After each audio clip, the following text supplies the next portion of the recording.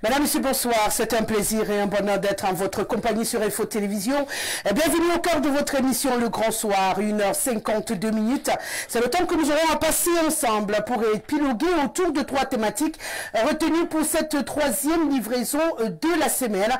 Nous aurons l'occasion de parler encore du train de vie de l'État et questionner finalement le timing. Quand est-ce qu'on aura cette réduction devenue indispensable à la situation économique du Cameroun? La question est à l'ordre du jour ce mercredi. On parlera également de cette autre réalité qui interpelle tout le monde, l'insécurité grandissante au Cameroun. Plus une journée sans un enlèvement d'un enfant, sans une agression sur une femme ou un dépouillement d'un homme dans tous les coins du Cameroun. On a envie de se demander finalement ce qui se passe puisque tous les Camerounais vivent dans la peur désormais et finissent par craindre leur ombre. Et bien sûr, avant de tourner autour de ces 2 thèmes, on aura l'occasion à l'entame de cette émission de s'intéresser au sport. Qui sera finalement le nouveau sélectionneur des Lions indomptables du Cameroun, qui va s'asseoir sur le banc des touches de l'équipe fanion de football du Cameroun, un expatrié ou un autre Camerounais? La question est au cœur de tous les débats au Cameroun depuis la fin du contrat de Rigobert Samba-Anak. Ce soir, on va dire un petit mot sur cette actualité. Sur ce, je vous invite à respirer tranquillement le temps d'un détour et on dit dans quel le panel qui nous accompagne. Le code d'accès, le 699 13 50 75 par SMS ou par WhatsApp. Vous avez l'occasion et l'opportunité de vous connecter à nous. Votre réaction reste attendue. Vos opinions également seront prises en compte dans le cadre de cette émission. Bien entendu, on compte sur vous pour nous manifester votre présence. On n'oubliera pas à l'entame de cette émission de remercier Stéphane Barga qui vous a entretenu depuis la fin de semaine dernière. Je vous retrouve avec beaucoup de plaisir ce soir, j'espère pour longtemps, puisque tout ne dépend pas de moi, je peux le dire ainsi. Sur ce, je vais accueillir sur ce plateau Elvis Fa Taillon qui nous vient de la cité économique d'Ouala. Il sera la voix du mouvement pour la renaissance du Cameroun. Sur ce plateau, Mr. Elvis Fa, welcome. Thanks very much. It's my pleasure making present today. Your first occasion in this no, it's the second time. I think I was here with me? Yes, 3 years ago. Yes, yeah. So this is my second time. I think I'm happy there, and special greetings to the 10 years is in Douala. It's not there. Oh yeah, you're right. Douala is Douala. Yeah, it's Yaoundé, the capital.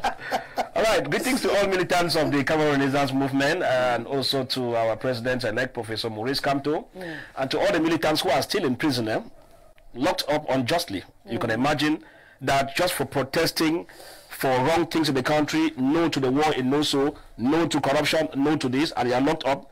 When persons are there embezzling millions of francs, CFA, billions, and they are moving on the street free. So you could imagine what an unfair situation we find ourselves. Good evening to everyone and the people of Gonoko village. Also, thank you and welcome. Nous accueillons à présent Simon Bila qui est également sur ce plateau. J'ai toujours beaucoup de plaisir à la voir. Ancien ministre du Travail au Cameroun, il est également militant cadre de l'Union des populations du Cameroun. Bienvenue, monsieur le ministre. Merci, Rosalie. Bonsoir tout le monde. Je suis vraiment très content d'être toujours avec vous. Mais j'ai fait un rêve en venant. Dites-moi tout. J'ai fait un rêve, c'est comme si nous sommes presque obligés d'avancer dans un tunnel. Je ne vois pas. Vous ne voyez plus derrière vous et vous ne voyez rien devant. Ah oui, oui. Vous avez l'impression d'être dans un vide? J'ai l'impression que nous ne sommes pas perdus complètement, mais nous avançons dans un trou. Espérons que ça restera un rêve. Ah oui, c'est un rêve peut-être. Parce que si c'est une réalité, j'aurais peur, moi. En réalité, tout peut arriver. C'est vrai que tout est fait pour qu'on ait très peur ces derniers temps. Ah oui, oui, oui. Parce que quand vous voyez ce qui se passe dans notre pays, même ce qui se passe en Europe, on se demande vraiment s'il n'y aura pas une 3e guerre mondiale officiellement déclarée. Parce que là où l'Amérique essaie de freiner, les Européens poussent devant. Et c'est sûr que ça peut déboucher à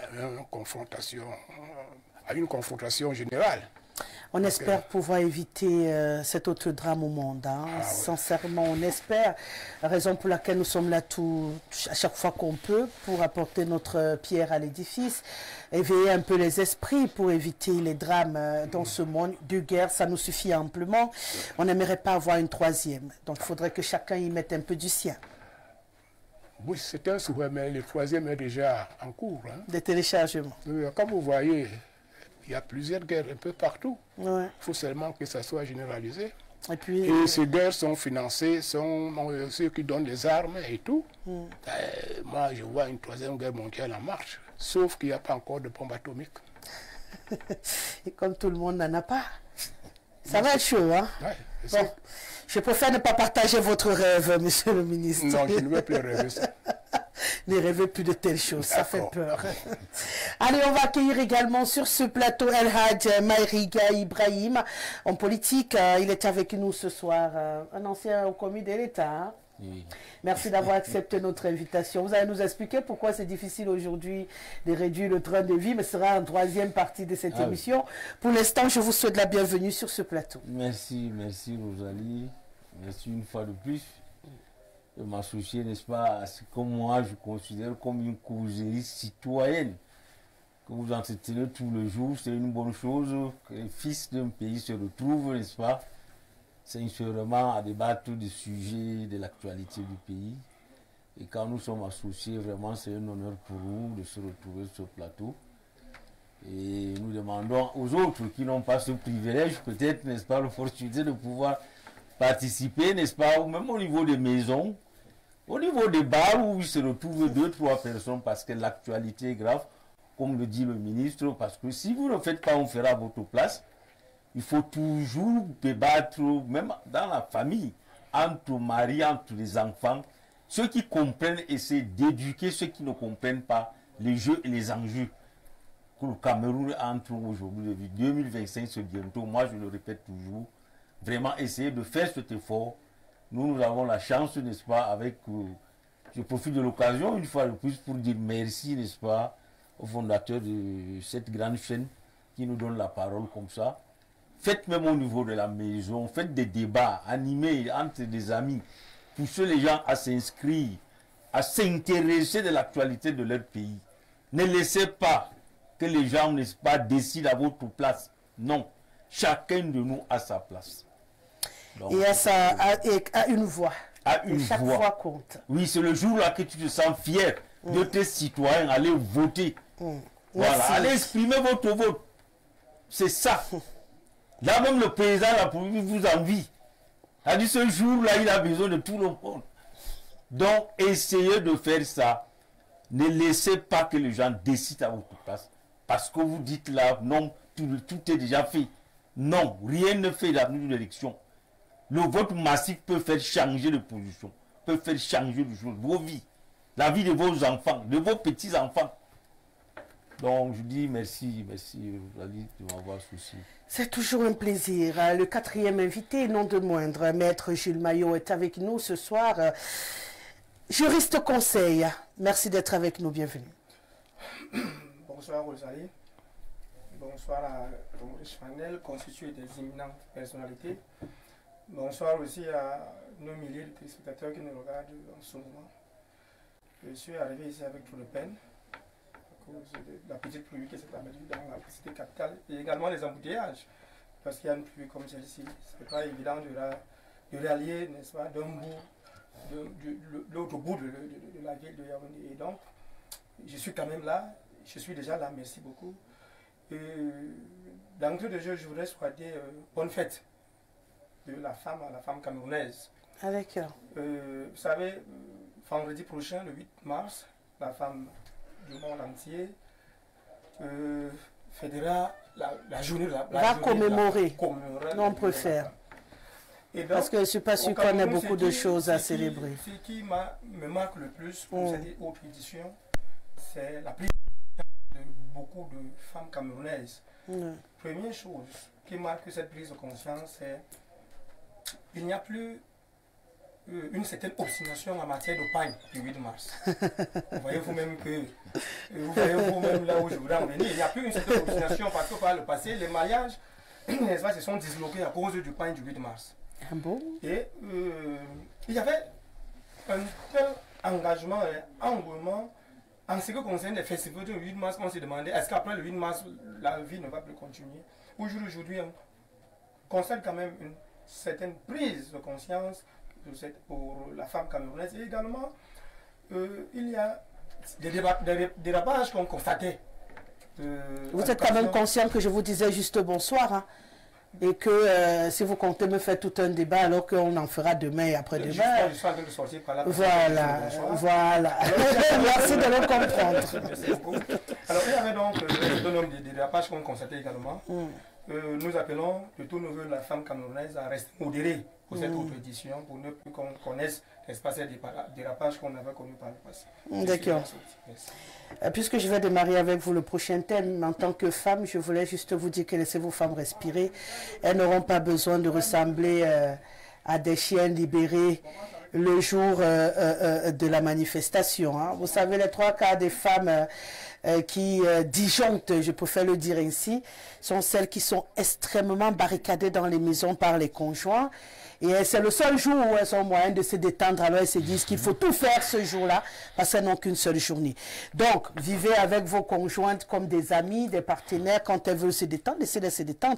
Vous verrez que le 8 mars sera un jour comme tous les autres où elle sortira avec des amis, prendre un verre et elle va rentrer tranquillement. Ça, c'est un conseil que je donne aux hommes qui emprisonnent leurs épouses dans les maisons. Je n'en fais pas partie. Donc, le 8 mars, pour moi, c'est un jour comme tous les autres. Si je peux, je bois un verre. Si je ne peux pas, je reste chez moi coucher. Ça ne change rien. Parce qu'on a beaucoup de problèmes, hein, nous les femmes. Un jour ne suffit pas pour les résoudre. Donc, moi, je profite plutôt. Vous voulez rajouter quelque chose dessus? Oui, mais j'ai constaté que quand la femme est reine, son mari n'est pas roi. Pourquoi? Mais quand l'homme est roi, sa femme est reine. Ah non, pourquoi? Non, mais c'est courant, hein, regardez. Hein. Ça aussi a ses raisons. La reine de l'Angleterre, son mari n'était pas roi. Hein.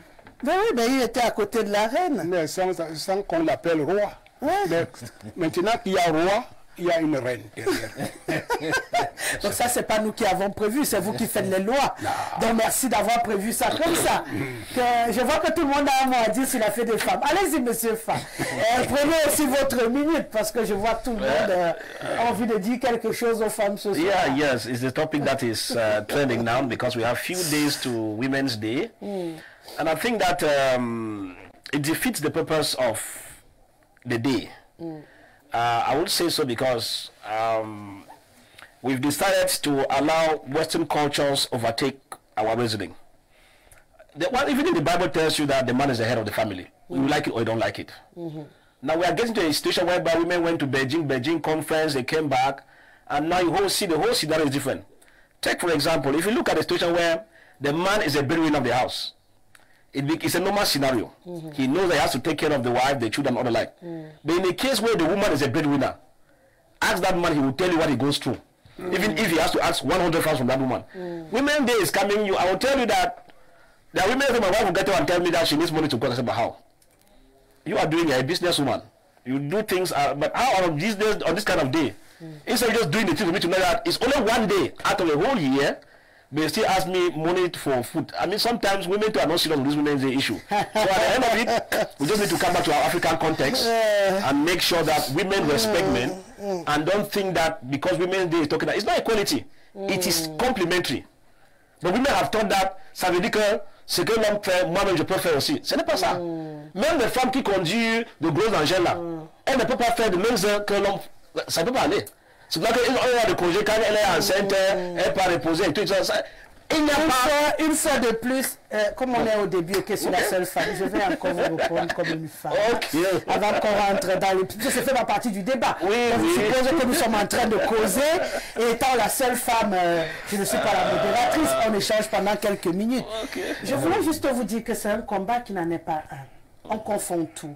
On confond la vie de couple et la société. La revendication des femmes, c'est dans l'environnement sociétal. À même niveau scolaire, même salaire, c'est ce qu'on demande. Si j'occupe le même poste qu'un homme, je dois être rémunéré au même titre qu'un homme. Il n'est pas question qu'on fasse les mêmes écoles, on a les mêmes diplômes et parfois nous sommes meilleurs que des hommes. Et après, lorsqu'on part chercher le boulot, on nous met des conditions incroyables et en plus, on nous paye 3 fois moins. que ces hommes. Je pense que c'est là-bas que le débat est. Je ne voudrais pas qu'on mélange tout. Les problèmes de vie privée, ce sont les vies privées. Les règles dans une maison, moi je juge que chaque couple a sa façon de fonctionner. Les histoires même de chef, de pas chef là, il y a des couples qui se comprennent. Hein. Il sait que ma femme est plus dynamique que moi, ça ne le dérange pas. Il accepte, mais quand ils sont devant les gens, il manage. Mais il sait que quand il veut décider, son cerveau, c'est sa femme. Et ça ne gêne personne dans leur couple, c'est entre eux. Donc moi, je ne fais pas un débat de problème de couple. Ce qui se passe dans les chambres des gens, vraiment, si on parle vraiment expliquer aux gens comment les couples fonctionnent, ils ne pourront même pas s'en sortir. Mais on parle de la société, du milieu du travail. Vous comprenez? Des postes de responsabilité. C'est de ça qu'on parle quand on parle d'égalité. On n'est pas en train de rentrer dans vos cuisines. Donc, arrêtez de transpirer. En même temps aussi, être chef de famille, c'est donner la parole à tout le monde avant de trancher. Sinon, vous n'êtes pas un bon chef de famille. Non, ce n'est pas le débat. Chacun dit un mot. Tu as dit, le ministre a dit, Fa a dit, elle va aussi dire un mot, et puis on rentre dans l'émission. Pourquoi? Parce que, vous allez, moi j'ai remarqué, les femmes camerounaises manquent de courage. Ouais. Forcément, ce n'est pas du cerveau qui manque, mais elles manquent du courage, c'est des suiveuses seulement. Quand vous voyez, je prends le cas des partis politiques. Regardez ce que ce femme-là, le dynamisme dans les partis politiques. Mais il n'y a aucune femme qui cherche à se positionner en tant que leader d'un parti. Ceux qui ont essayé, c'est les femmes qui sont le problème pour les femmes. Elles cherchent surtout à détruire celle-là. Quand il y a des débats sur le plateau de télévision, sur les places publiques, regarde, comprenez ce que les femmes disent des autres femmes. Ouais. Donc, sincèrement, la femme camerounaise manque de courage. Je crois que qu'elle doit sortir. Pourquoi ce n'est pas les intelligents qui manquent de la prison culturelle. D'une comme le professeur Bioli. Mais c'est à moi une administration terrible, là, pour elle. Ouais. C'est une femme, sincèrement, une tête bien faite. Et elles sont nombreuses comme ça. Et c'est une femme qui a du courage. Ouais. C'est l'une quand même qui a pu démissionner. Elle a dit, j'ai atteint, n'est-ce pas, ma limite, je pars. Mais toutes les femmes se sont déversées sur elle. Les hommes et les femmes. Les femmes n'ont pas fait un bloc pour dire, voilà un exemple à suivre. Comme c'est la doyenne d'âge, n'est-ce pas, comme on appelle, à l'Assemblée. C'est qu'elle a fait aussi ça, on a besoin de femmes. Quel que soit ce qu'on peut dire d'elle, elle a quand même pris un courage de dénoncer certaines choses. Donc, les femmes, n'est-ce pas, profitent de cette journée pour des débats. C'est seulement au lieu d'aller, n'est-ce pas, parce que c'est le Cameroun qui a inventé cette histoire de pagne. Ça n'existe, même ceux qui ont inventé cette fête là-bas en Europe, c'est juste quelques plaques avec des petites dénonciations et tout, des revendications. Nous en Afrique. Voilà, mais ici au Cameroun, n'est-ce pas? Même en Afrique. Ailleurs également, il y a des. Ils ont copié le Cameroun. La plupart des pays africains, ils ont copié le Cameroun. En fait, El-Had, c'est une question de culture. Je crois que longtemps relégué à la cuisine, c'est pas facile de marcher de la cuisine à la véranda. Voilà. Je pense que ça va tout doucement. Elles finiront par atteindre la véranda. Si les hommes finalement acceptent que le combat soit à armes égales. Parce que vous savez, chaque fois que la bagarre commence, il vous rappelle qu'il est le chef de la famille, il est le lion, il est ceci. Donc il ne fait même pas la bagarre. Non, parce que si on se met face à face, je ne suis pas sûr que... Nous allons très loin, monsieur le ministre. Le exemple avec Rosalie, c'est elle qui commande ici. C'est ça. Non, je voulais ajouter quelque chose, si vous me permettez. Les hommes que vous voyez, ce sont les enfants de femmes. Ouais. Et si les hommes sont mal élevés, c'est le travail des femmes. Nous sommes d'accord. Si les hommes sont pauvres là dehors, ce sont les femmes qui les utilisent. Donc moi je pense que le jour je suis d'accord avec la femme va s'occuper réellement du rôle que le bon Dieu lui a donné. Sur les hommes. J'entends même parler d'égalité de sexe, c'est pas possible. J'ai expliqué dans quelles circonstances. Malheureusement, je pense que si on prend au sens primaire de la phrase, ça peut faire problème, puisque des gens n'ont pas le même sexe. Comment on peut comparer deux sexes qui ne se ressemblent pas? Vraiment. Ça n'a aucun sens. C'est juste un problème de positionnement en société. C'est ce qu'on appelle égalité de sexe, égalité de genre. Ça n'a rien à voir avec le sexe par lui-même. Ah, oui. Parce que là, ce serait stupide d'entrer dans une telle réflexion. Voilà. Vous voulez rajouter quelque chose? Merci. Parce que je vois vous bouillonner de l'intérieur. Merci beaucoup pour cette marque de gentillesse et de sympathie à mon égard. Je voulais rajouter deux choses. La première chose que je voudrais rajouter, c'est que en réalité, je constate que la femme camerounaise, non seulement est très épanouie, mais très émancipée. je vous jure que si vous faites le tour en Afrique, seulement peut-être en Afrique centrale, vous trouvez que le Cameroun a les meilleures femmes. Oui. Afrique centrale, talentueuse, la beauté est inexplicable, ainsi de suite. Très épanouie, très émancipée. Maintenant, je pose l'approche, n'est-ce pas, de M. Fa, je pense que c'est M. Fa, et je pose entièrement son approche. En fait, il faudrait qu'on reste dans les réalités africaines de la journée de la femme. Oubliez. Est-ce que vous souvenez qu'il y a des femmes qui ont soumis leur mari à faire le repas de 8 mars parce que justement c'était le jour où attendez, c'était le jour où elle devait être la patronne de la maison et le mari devait n'est-ce pas, la femme de la maison. Et les mari mettent beaucoup de piment. Donc restons dans le contexte africain. Vous avez le contexte africain, on n'empêche pas. Je voudrais sortir par là. Les chefs ils sont magnifiques, sont un homme tablier, c'est sexy. Donc arrêtez avec le procès de la cuisine. Oh là là.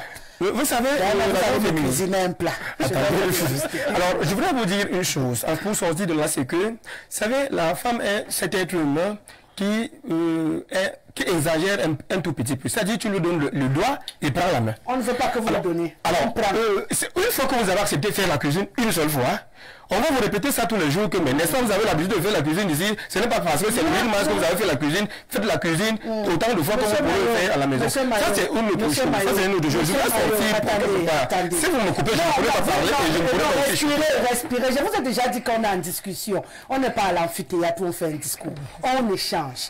Et on échange. Donc quelqu'un peut s'interrompre. Après, vous reprenez la parole. On vous interrompt. Vous reprenez la parole. Il n'y a pas le feu dans la maison. Hein, monsieur Maillot? Maître Maillot. Je voudrais juste vous dire un petit mot et vous laisser chuter. Faire la cuisine, c'est pas être un être inférieur. J'adore les mecs qui font la cuisine. Pardonnez-moi de le dire ici. Ça les grandit. Les hommes qui sont enfermés dans un cacan qui dit les hommes ne cuisinent pas, ça date de 1950. Parce que même en 60, les hommes cuisinaient déjà. Cuisiner, c'est un atout. Parce que quand on a été étudiant, on a habité seul, on sait cuisiner. Donc la fausse raison que les hommes donnent aux femmes qui ne savent même pas frire des œufs, c'est faux. Aucun homme sur cette terre ne peut me dire que même le fille ne sait pas frire. C'est une façon de fuir, de faire certaines tâches dans la maison. Et je suis désolé, c'est une faiblesse. Mais maintenant, allons au bout de votre point. Alors, lorsque je parle de cuisiner, c'est peut-être une image, n'est-ce pas? Il ne s'agit pas seulement de cuisiner. Non, c'était là une image. Alors, vous avez évoqué le contexte moderne, n'est-ce pas, et social de la femme. C'est-à-dire qu'il faut repositionner la femme dans un contexte moderne où on n'est plus replié dans un contexte culturel africain. Alors, je veux dire une chose. Si on essaye de nous séparer du contexte culturel africain pour épouser, parce que justement, le législateur a donné un certain poids à l'homme. Mais maintenant, le contexte international a voulu qu'avec la ratification des conventions, des pactes internationaux, on se retrouve en train de nous plier, n'est-ce pas, face aux exigences internationales. Dès lors, on est en déphasage avec notre culture. Notre culture voudrait que l'homme reste et demeure le chef de la famille. Cette égalité apparente n'est qu'une égalité de façade. Parce que justement, je voudrais souhaiter par là. Nous étions un jour à un culte où le prêtre nous faisait savoir que dans tout couple où la femme a cherché à être égale à l'homme, ce couple n'a jamais, c'est-à-dire que ce couple n'a jamais prospéré de telle manière qu'on voit qu'en réalité, il y a eu de la prospérité dans cette maison. Donc, en réalité, l'homme demeure le chef de la maison. Et nous sommes dans un contexte de complémentarité et non d'égalité. Bon, Maître Maillot, si vous m'aviez écouté quand j'ai répondu à M. Fa, tout ce que vous avez dit là, vous n'aurez pas eu besoin de le dire. J'ai dit que les problèmes de couple restent des problèmes de couple, ça ne fait pas partie du débat international. Le débat international est sur la société. Ce n'est pas dans les couples des gens. Dans votre couple, soyez le chef, le patron, le roi, il n'y a pas de souci. C'est dans votre couple avec votre femme. Ça ne regarde ni la communauté internationale, ni personne. Le rythme que vous avez avec votre épouse dans votre maison, c'est dans votre maison.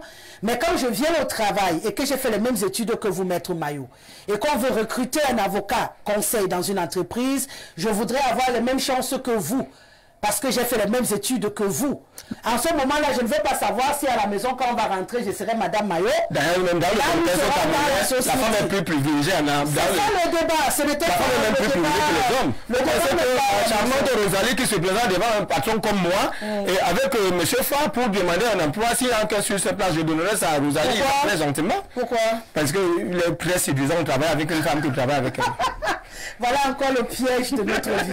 Bon, je vais m'arrêter là pour aujourd'hui. Je poursuivrai ce débat demain avec les jeunes femmes qui seront sur ce plateau et certains hommes aussi, parce que je ne voudrais pas le faire uniquement avec les femmes. Pour qu'on se comprenne, il faut que ceux qui doivent comprendre le mouvement du monde soient également sur la table de la discussion. Comme ça, on est sûr de changer quelque chose. Parce qu'ils ont décidé seuls. Si nous aussi on veut décider seuls, personne ne va écouter personne. Hein. Donc il faut qu'on se parle. Une fois qu'on s'est bouffé quand même 30 minutes de l'émission pour un sujet qui n'était pas à l'ordre du jour, on va essayer de bouffer les 30 dernières sur le nouveau sélectionneur du Cameroun. Et là, je démarre avec vous, puisque la machine a même encore tourné jusqu'à finir chez vous. Il se trouve que depuis, je vais dire, le début de ce mois ou la fin du mois dernier, Rigobert Sambahana n'est plus le sélectionneur, la fin du mois dernier, n'est plus le sélectionneur des Lions indomptables du Cameroun. Du coup, on a la recherche d'un nouveau entraîneur de l'équipe nationale du Cameroun. Le débat est dehors. Un expatrié, un Camerounais, pour vous, vers où on doit tendre après ce qu'on vient de vivre. Hein. On avait les expatriés, on a un aperçu. On a eu un Camerounais, un bilan plus ou moins apprécié. À votre avis, on va de quel côté? Ben voilà, moi personnellement, en tant que Camerounais, je dis merci à Rugo pour les loyaux services et le travail abattu à la tête de la sélection nationale. Ils sont d'ailleurs très peu qui ont pu, que ce soit les sorciers blancs, que ce soit les Camerounais ou autres expatriés, qui ont été à la tête de l'équipe nationale, mais qui en 2 ans n'ont pas donné les résultats que Rigo a pu donner. Donc moi, particulièrement, je lui dis merci et je lui souhaite bon courage. Vous savez, Rigo, il n'y a pas d'anathème à jeter sur Rigo parce que Rigo était arrivé à la fin de son contrat. Et son contrat n'a pas pu, heureusement ou malheureusement, être renouvelé. Heureusement ou malheureusement être renouvelé, ce sont mes paroles. Et dès lors, on se retrouve dans une situation de recherche d'entraîneur. Ce qui me pose le problème, c'est le manque de constance et de pérennité dans les actions pareilles, comme la recherche d'entraîneur et le maintien d'un entraîneur. Il y a 2 raisons qui me guident au moment où je prends position. Je vais prendre position définitivement.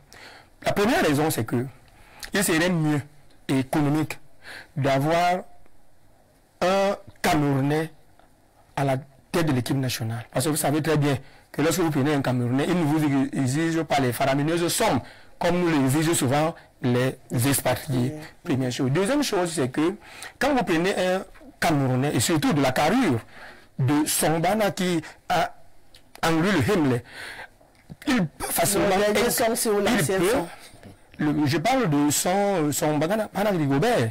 Un tel son, un tel... Il y en a des Camerounais qui ont en eux, n'est-ce pas, le line fighting spirit, qu'ils peuvent inculquer. Alors, à partir de ce qu'ils ont été à l'équipe nationale, et à partir de là, ils peuvent inculquer à la jeune génération, étant à la tête de l'équipe nationale, à la jeune génération, n'est-ce pas, ce lion fighting spirit, ce Himmler que nous voulons toujours qu'il soit transmis à la jeune génération. Donc vous êtes pour un encadreur autre chose, c'est que lorsqu'on fait une étude minutieuse des sélectionneurs qui ont donné de très bons résultats à la tête de des équipes nationales, dans plusieurs pays, vous allez toujours trouver que l'entraîneur qui a gagné la Coupe du Monde était un entraîneur natif de ce pays.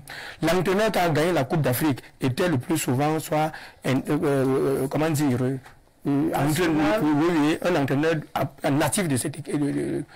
Ce qui fait problème au Cameroun, c'est que Rosalie, on n'accorde pas du temps à un entraîneur, qu'il soit expatrié, qu'il soit national, on n'accorde pas assez de temps. Il faudrait un certain temps à un entraîneur pour pouvoir imposer un système de jeu, pour pouvoir imposer un projet de jeu. Et cela passe par comment dire, un timing bien précis. En 2 ans, vous ne pouvez pas demander à un coach de faire un certain nombre de prouesses. Et donc, moi, je me lis pour la nationalisation de l'équipe nationale, du banc de touche. Maintenant, je vais sortir par quelque chose, par une remarque. Vous savez que lorsque vous êtes dans un contexte de mafia très élevé, il est bien pour ceux-là qui ont la signature d'amener un expatrié, parce qu'avec un expatrié, vous pouvez lui imposer, sur le contrat, vous pouvez mettre 100 millions et réellement vous lui imposez 10 millions, mais avec un Camerounais, ça ne sera pas facile. Mais c'est faisable également. Ils peuvent le faire avec les joueurs. Non, je dis, c'est pas souvent évident. D'ailleurs, même que la somme, c'est combien? Si avec quelqu'un, un expatrié à qui on donne 100 millions et que vous imposez de prendre 50 millions par derrière, si vous donnez 10 millions à un entraîneur camerounais, vous devez lui imposer de prendre combien? Pas grand-chose. Well, I think that the issue of Cameroonian coach or not is not really the problem. The issue is whether the government and the system in place allows the coaches to work independently. It means that when you are going in for a coach, it must be a coach who has what they call savoir-faire. He knows what he's doing. And in this case, I will tell you probably as a Cameroonian that I will be comfortable getting a Cameroonian coach. But now the problem we have here is that we think that everything is politicized. It must be controlled by the presidency. It must be controlled by an accord, the chef de l'État. No, MINSEP. It's not supposed to be like that. You understand there's a rule in FIFA that tells you that once there is indication that the government meddles or the government infiltrates the functioning of the football team and whatever, the FICAFOOT and CAF takes sanctions immediately. On a le cas avec le Nigeria récemment. So what are they doing? They are trying to make sure that politics, because when administrators come in, politics takes the place now. The worst thing in football that Cameroon has experienced is because politics came into it. If you look at us in the early 90s, when you hear about Cameroon and World Cup and all the like, it's not the same thing here. Because you would imagine that what are the choices of selecting coaches? It is based on conditions. How do you explain that I will meet a coach and I tell him, okay, you are signing 50 million, whereas we are paying you 20 million. Now, how does it work? First, there's a dating game, because the foundation you put, if Info TV did not have that foundation, it will not be popular today like this. It means that the owners make sure that they go in for people like Rosaline who have the experience. But it was a matter of, is my friend, non, tu vas travailler, mais ça ce que le salaire c'est 150 000. Chaque mois, moi je prends 25 000. Si tu es d'accord, je te prends. Ça gagne au travail déjà. So these are the things we have here. I will tell you that when we keep blaming some, people are blaming up and down. People are not asking, but what is transpiring behind? Did they really allow some to work? You see, these things matter a lot. So at the end of it, I think football in Cameroon and the issue of trainers, to me, you can only arrive at it, Rosaline, when those who are looking for the coaches decide to keep personal corruption. There is corruption. They know what I'm talking about. How do you tell me that to pick a coach was Jean-Paul Akono, who was in, how much was he taking? Now, but they said that for him to take 10, 12 million, it's better we take an expert that will give him above 30, 40, 50 million. It is crazy. Whereas that very money, you can take 50 million and you share to an entire technical team every month and they will deliver the job. So, on a un souci, Elvis, c'est que généralement aussi on a ce problème-là, c'est que quand on a un entraîneur camerounais, le respect a du mal à s'imposer dans la tanière. On a l'impression que les Lions eux-mêmes respectent plus les expatriés que les entraîneurs camerounais. C'est également un autre problème. Est-ce que vous avez une équipe à manager qui ne vous respecte pas? C'est quand même de passer le message. The point is that if you are a coach who knows what you are supposed to do, for example, if you are calling me for a job, you want to get Barrister to solicit as a legal expert somewhere, he gives you conditions. That's where it begins. Est-ce que l'environnement le permet aussi? Non, vous pouvez avoir la compétence comme vous le dites. Est-ce que vous savez qu'au Cameroun, ne permet pas de vous épargner? Est-ce que vous savez qu'au Cameroun, il n'y a pas même la culture de démissionner? Ça dit, c'est flou. Qu'est-ce que je dis? Si on te prend, tu donnes ce qu'on appelle temps de travail. Tu restes faire de là. Quelqu'un dit que non, travail, on a tout dit non. Si c'est comme ça, moi je démissionne. 2-3 jours, tu vois ce qu'on ne va pas. tu démissionnes. Je repose la question, est-ce que l'environnement permet un tel fonctionnement? Qu'on prenne le cas de la FECAFOOT, comme on est là au milieu du travail au Cameroun, où rien n'est contrôlé, rien n'est encadré, les gens sont abandonnés à eux-mêmes. Vous pensez que dans ce genre de circonstances, qu'est-ce qui peut marcher? C'est tout ça le problème. De ce côté, justement. Rosaline, if you decide, it's because nobody is willing to take that. You look at other countries. Look in Algeria. The coach went, and when they did not do well, he resigned. We don't have that culture, because this is where your value comes in. You have a term of offense. Rosaline, on dit, faire ceci, c'est là. Tu dis bon, je vais travailler comme ça. Le moment que tu demandes, tu trouves que non. Il y a des histoires qui sont derrière la présidence de la République. Il y a des histoires qui sont des médecins et tout ça. Tu dis non, c'est parce qu'on avait signé au nouveau de travail. Tu avertis d'abord. Si ça sort encore, tu démissionnes. C'est évident. C'est possible. Oui, bien sûr. Mais à cause d'argent, les gens veulent seulement rester là-bas. Jusqu'à ce que c'est une équipe qui les fait sortir. C'est abnormal. Simon Bila, à votre avis, nous avons deux personnes qui trouvent qu'un banc de touche camerounais pour eux restait l'idéal. À votre avis, on va sur la même tendance ou on peut se dire aussi qu'on n'a pas eu de mauvais résultats avec certains expatriés? Est-ce qu'on va retourner à la séquence expatriée au Cameroun alors qu'on a longtemps bataillé pour demander un banc de touche camerounais? C'est pas parce qu'on a eu, entre guillemets, une mauvaise première expérience qu'on ne peut pas retenter une autre aussi. Rosalie, moi je vois la chose d'une autre façon. Le Cameroun n'a pas une équipe nationale. Ah oui, nous avons une sélection. Et chaque fois, on fait venir ceux qui sont à l'extérieur et on a constaté qu'ils sont très vite fatigués. Le climat ne va pas, etc. Et puis la plupart des joueurs camerounais préfèrent jouer avec des perruques. Comme de forme. Bon, il y a d'abord ce constat.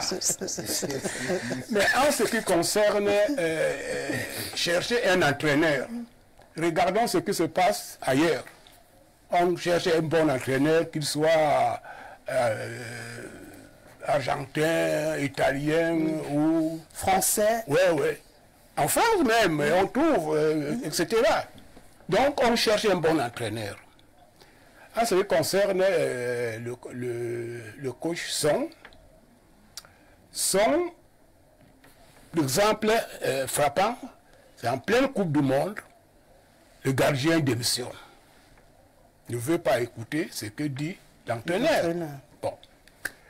Il y a aussi un fond de problème. Son a donné toute sa jeunesse pour le Lion indomptable. 10 ans, capitaine. Quand Son est allé en Turquie, il est revenu avec les relations avec la Turquie. N'oubliez pas ça. Donc, à mon avis, Son mérite un petit repos. D'ailleurs, il a été très malade. Mérite d'un repos honorable. Mais n'oublions pas que c'est un Camerounais entraîneur qui a gagné en Australie la médaille d'or. Oui, la coupe olympique. Oui, les Jeux olympiques. Donc nous avons des entraîneurs, mais il y a un fond de problème tribal. Vous avez suivi les remarques quand on parlait de Son, on insultait, il n'a jamais été ceci. Et cette conception tribale, c'est notre coup de frein. Et en plus de ça, nous avons encore un ennemi mortel, ce sont les partis politiques. Les partis politiques nous opposent, nous divisent. Il n'y a pas d'unité parce que nous voulons construire notre pays, mais les partis politiques, chacun tire la couverture de son côté. Il y a tous ces problèmes, mais le sport, c'est d'abord le sport. Vous voyez comment Eto'o a sacrifié des millions pour relancer le football camerounais. Et Son a donné toute sa force pour prouver ce qu'il a montré ce qu'il pouvait faire. Mais on amène des professionnels à gauche, des professionnels à droite, avec des systèmes de jeu opposés. Comment voulez-vous que ça marche? Oui, mais c'est à l'entraîneur de les mettre ensemble pour mais ils ne peuvent pas. Une musique orchestrée. On ne peut pas dire qu'on a amené des joueurs de partout. Rigaud a donné tout ce qu'il pouvait, mais les joueurs là ne fonctionnaient pas comme Non, regardez, Rosalie, une équipe. Si on amenait ces professionnels qui travaillent ensemble 3 mois, on formait une équipe. Mais on amène des gens une semaine, 2 jours avant le match, etc. C'est de ça dont je parle. Parce qu'il n'y a pas une équipe nationale qui peut fonctionner 2-3 mois ensemble. Vous verrez que ça va changer. C'est le problème de la politique dans le football camerounais qui est catastrophique. Avant d'arriver de taux, les joueurs camerounais n'avaient jamais les primes, presque symboliques. Ah. C'est Eto'o qui a commencé à donner des moyens. Mais nous, on n'est pas en train de faire le procès de Samuel Eto'o ce soir. Non, je donne un exemple. Il nous faut un entraîneur camerounais. Moi, je suis d'accord pour un bon entraîneur. Peu importe. Qui soit anglais. Comme Claude Leroy était un très bon entraîneur. Moi, un bon entraîneur. C'est tout ce qu'il nous faut. Oui. Voilà. Je termine avec vous, El Marika Ibrahim, un expatrié ou un Camerounais sur le banc de touche des Lions indomptables du Cameroun? Vous allez, ça m'est égal. À vous aussi, vous dites que oui. Blanc, tant qu'on renoue avec les victoires. Les Camerounais ont la mémoire courte. Les Camerounais sont méchants vis-à-vis de leurs confrères. La destruction de l'image ou la déconstruction de l'image de personnes, que ce soit des hommes politiques ou des footballeurs, surtout le football, puisque c'est de ça qu'il s'agit, c'est de ça que nous parlons. Sincèrement, ce qu'on a fait à ce garçon. Thierry Gobert. C'est-à-dire qu'on a jeté avec du populaire. Il faut tout dire de celui-là. Une personne que hier nous admirons. On admire toujours le footballeur. Mais le véritable problème, les gens oublient vite. Donne les frissons. Les gens oublient vite. Ils ont appris cette équipe quand. Disons-nous la vérité. Parce que cette maison-là que vous voyez où les gens disent, n'est-ce pas, comment on appelle la FECAFOOT. Tant que l'État, les dirigeants, n'essaient pas de s'éloigner un tout petit peu, laisser cette partie technique, la FECAFOOT, s'occuper véritablement de la gestion du football. Oui. Mettre ce qu'on appelle une direction technique qui n'existe pratiquement pas dans un pays comme le Cameroun. C'est-à-dire, dans cette direction technique, c'est des gens qui savent lire, voir, qui savent détecter, qui peuvent conseiller. Rien ne peut marcher dans le football. Les politiques, ils sont accaparés de la chose. Ils sont... Comment vous pouvez comprendre, oui, l'équipe nationale appartient, n'est-ce pas, sur une propriété de l'État du Cameroun. Mais tous les pays du monde, c'est ça. L'équipe nationale, c'est le fleuron. Mais quand vous prenez le ministère de, comment on appelle, du sport et de l'éducation physique, est-ce que c'est le ministère du football? Est-ce qu'il n'y a que le football comme discipline dans ce pays? Bon, dans d'autres disciplines, ça ne fonctionne pas, ça ne va pas, c'est des problèmes. Mais personne ne peut parler de ça, ce n'est que le football. Bon, il a aussi dérangé au volleyball. Moi, je peux, oui, sincèrement. Mais comme il n'y a pas suffisamment d'argent là-bas, est-ce que vous avez entendu tout ce petit... Mais le véritable problème, je vous dis, que les gens s'éloignent. On sait que l'État, prenez l'exemple du chef de l'État vient le 11 février, au lieu de parler du problème économique, du travail et toi, la jeunesse, il vient directement vous dire oui, je vous ai compris, vous avez été déçus, mais vous avez déçu dans la dignité, vous avez accepté. Tout ça nous amène où le football. Le football, c'est un jeu. Tant que les Camerounais eux-mêmes ne doivent pas, n'est-ce pas, non, s'éloigner de cette histoire-là, je vous assure, ça fera toujours problème. Il n'y a aucun entraîneur au monde. Sélectionnez les 5 meilleurs entraîneurs, faites-les venir au Cameroun.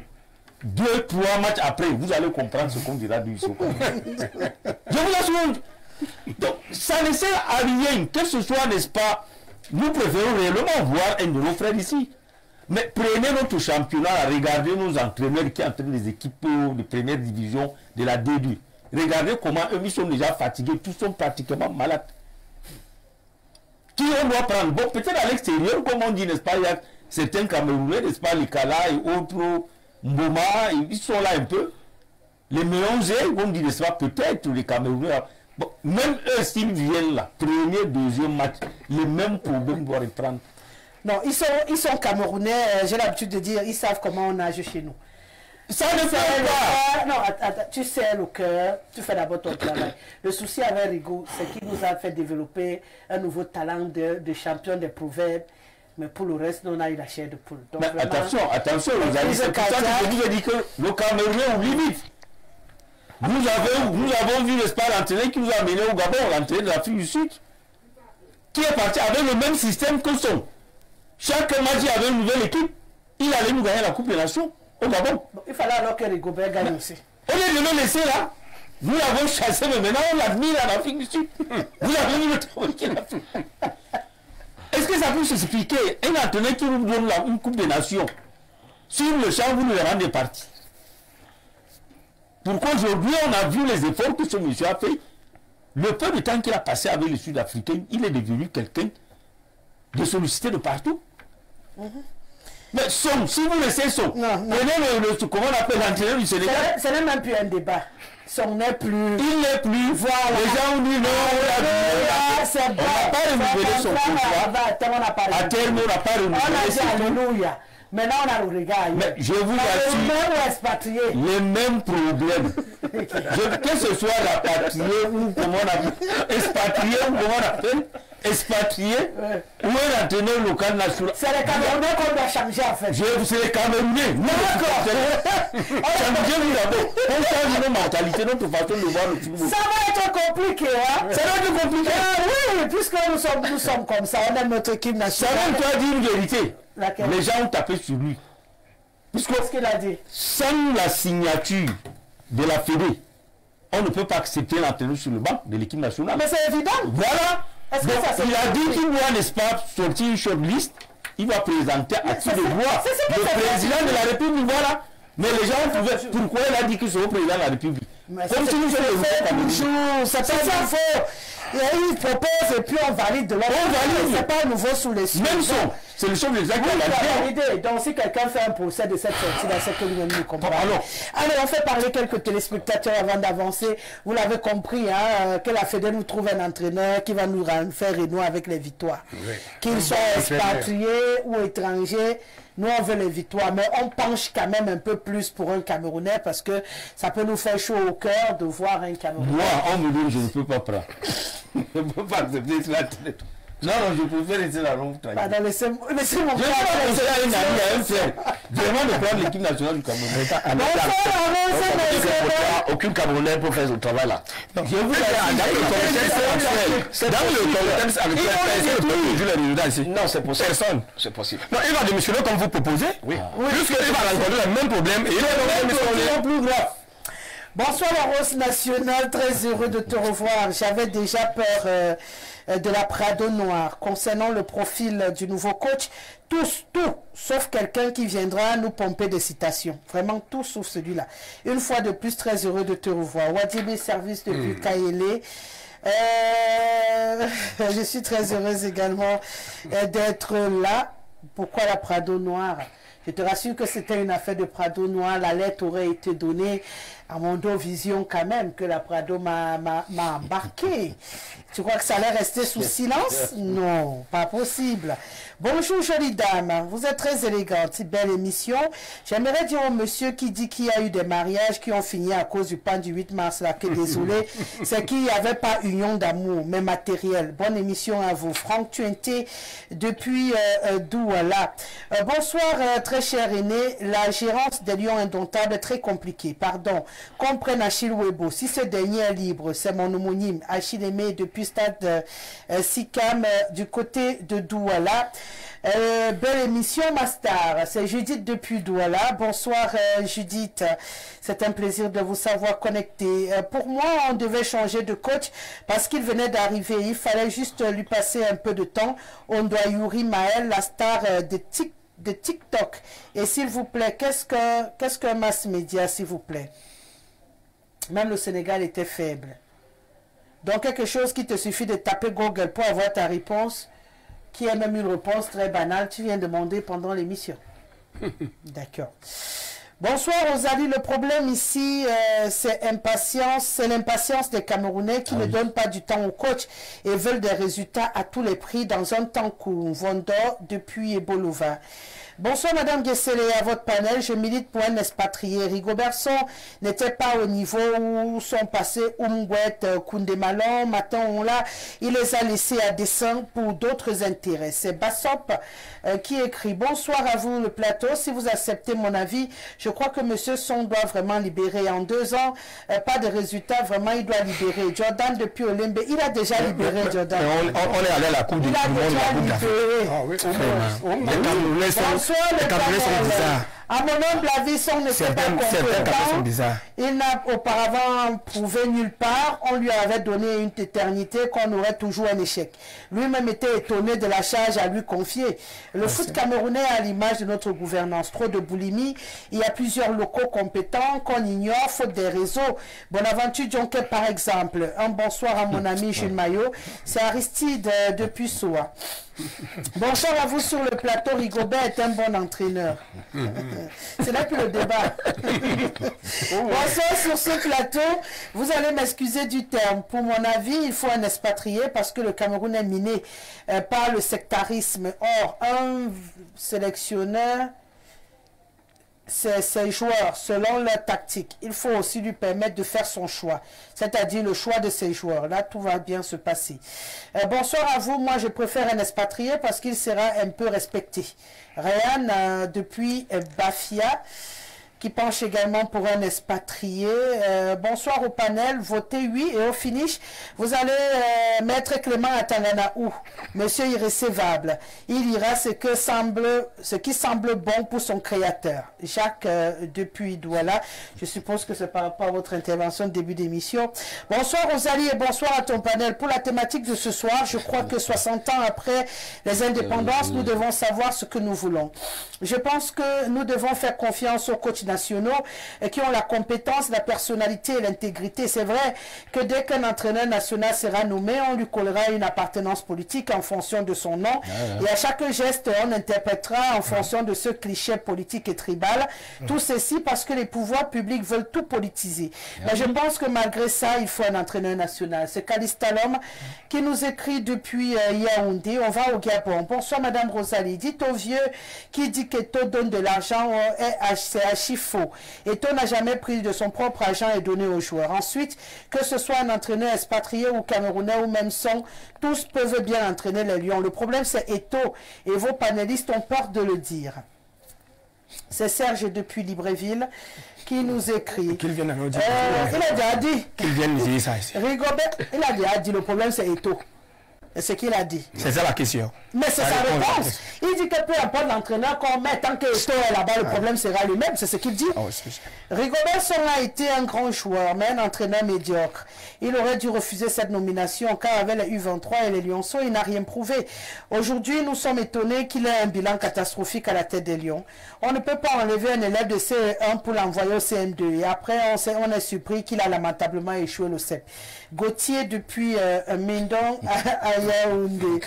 Autre réaction, bonsoir Rosalie et à vos illustres panélistes. Embaucher encore un entraîneur sélectionné expatrié est une insulte à l'égard de tous les entraîneurs camerounais au Cameroun et à l'étranger, car cela traduit un aveu d'incompétence dans ce domaine où le Cameroun est craint et respecté au monde grâce aux nationaux. Si on veut prendre un sorcier blanc, il faut aussi commencer à nommer les DG blancs, les ministres blancs, les députés et les sénateurs blancs. Il faut un sélectionneur camerounais simplement charismatique. C'est le docteur Ndouma qui nous écrit depuis Douala.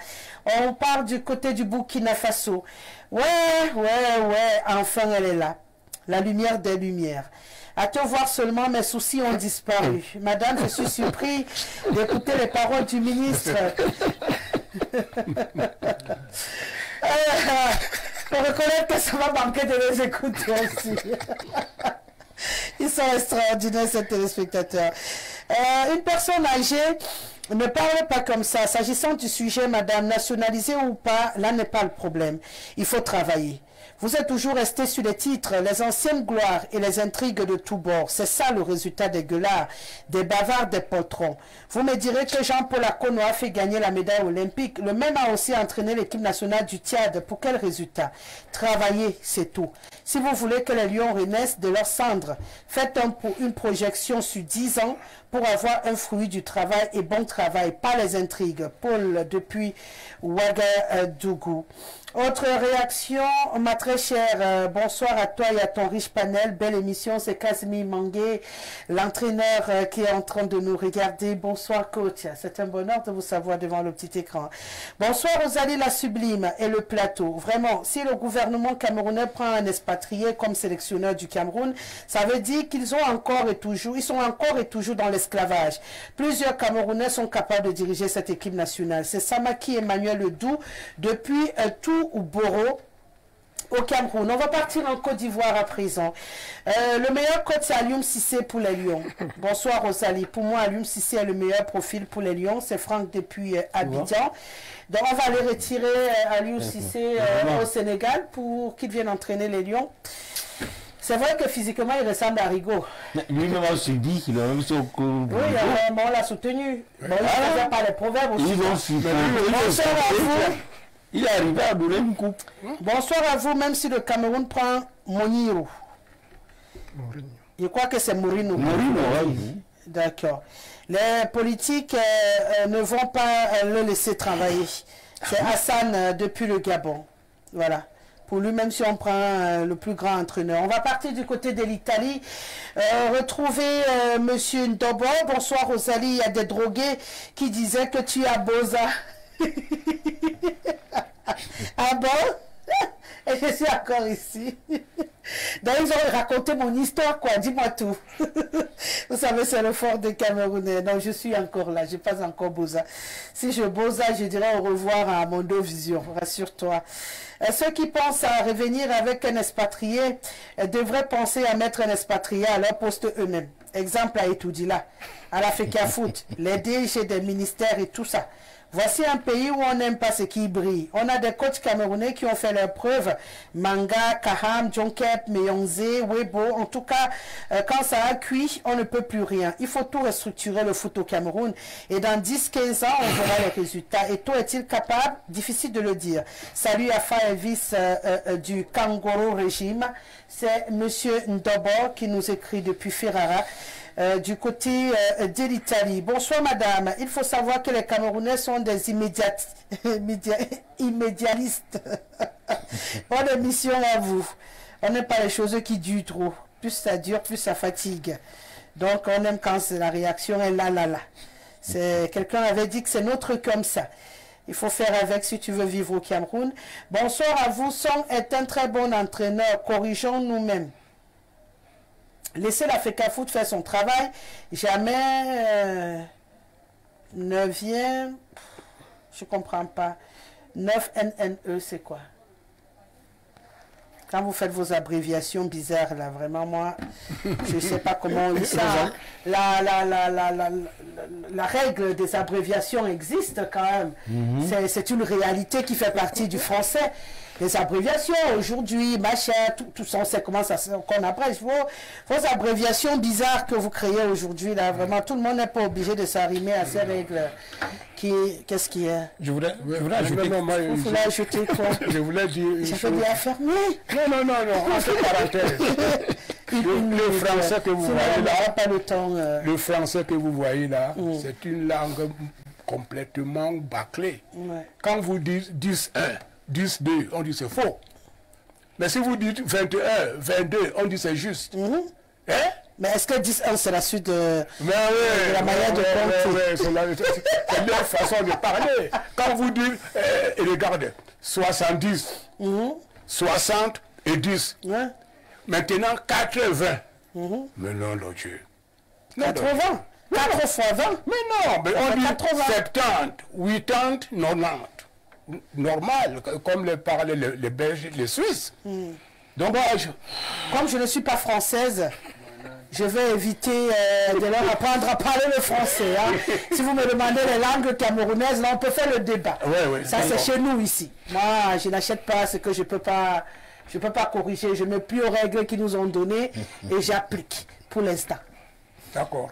Ok, mais Rosalie, sans devoir m'introduire, je voulais dire, je brûle pour dire ceci. En réalité, les quelques victoires, je pense qu'après 2002, les quelques victoires que nous avons connues au Cameroun, les quelques victoires sporadiques que nous avons connues n'étaient qu'un arbre qui cachait la forêt. En réalité, vous savez que après la débâcle de la CAN 2004, on avait pensé que l'équipe nationale était en reconstruction. C'est ce que monsieur le ministre disait tout à l'heure, c'est-à-dire que nous n'avions pas une équipe nationale, mais plutôt une sélection nationale. Parce que dès lors, depuis lors, nous avons passé le temps à aller prendre les expatriés. Qu'est-ce qui a fait que ces Camerounais s'expatrient? Parce que justement, au niveau national, nous n'avions pas des infrastructures qui permettaient à ces jeunes de s'épanouir et d'évoluer. Ils étaient donc obligés de s'expatrier. D'autres sont même nés ailleurs.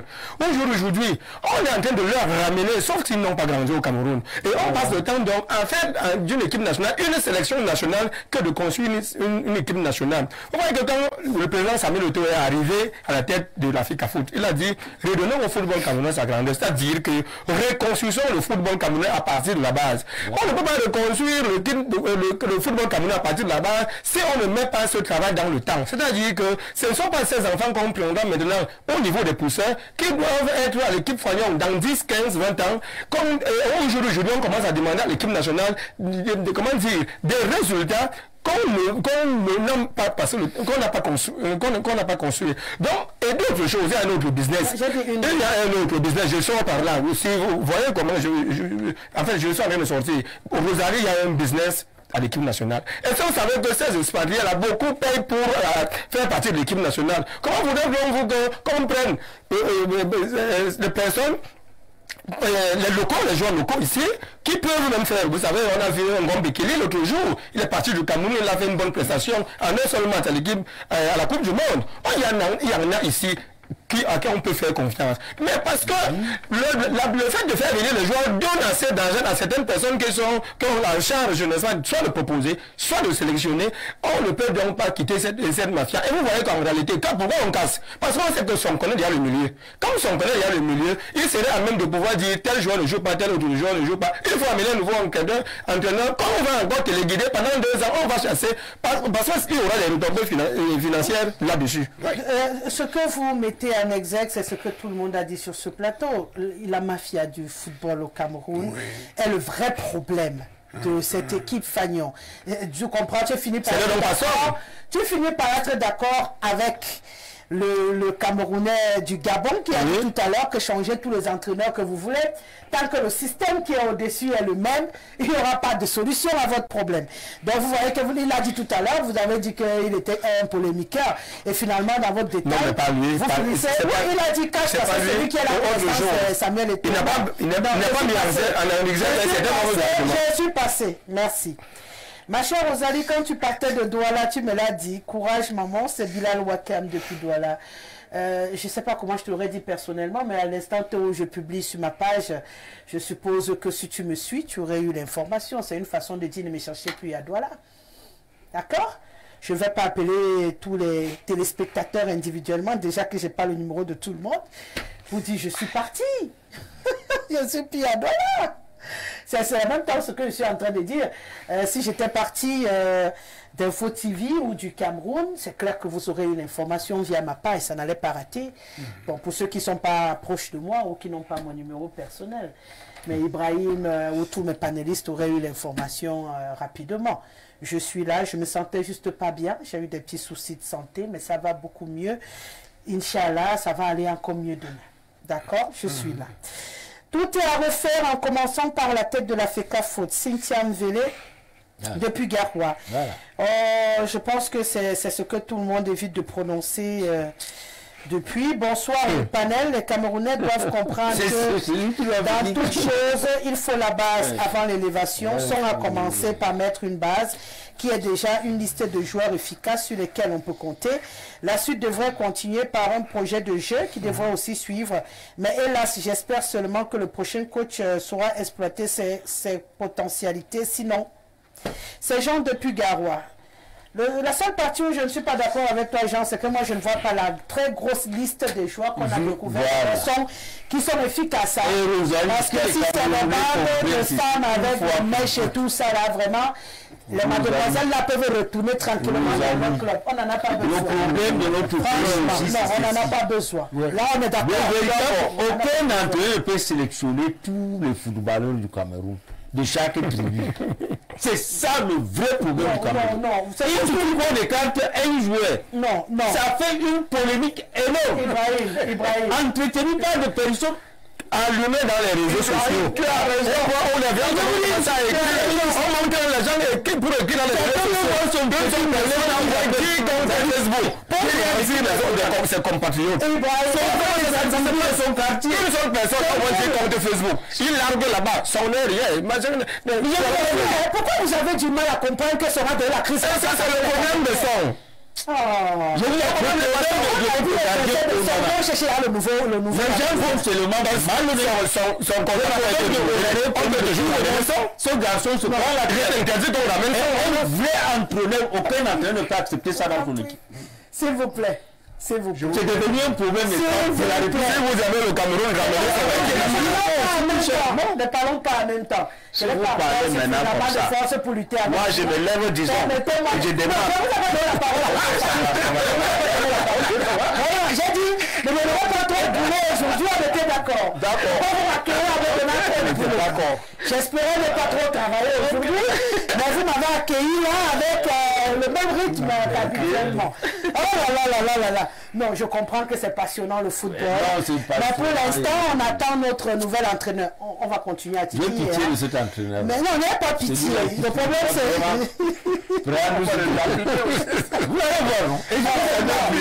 Non, on a des entraîneurs quand même qu'on n'a pas lapidé autant qu'on a lapidé Rigaud. Bon, sans le problème, il y a de très bons joueurs dans cette équipe. Ce n'est pas le problème, mais le politique qui veut s'accaparer de l'argent qu'il y a derrière le foot. En fait, c'est ce que je vous interpellais pour vous dire, monsieur Ibrahim, pour qu'on puisse continuer.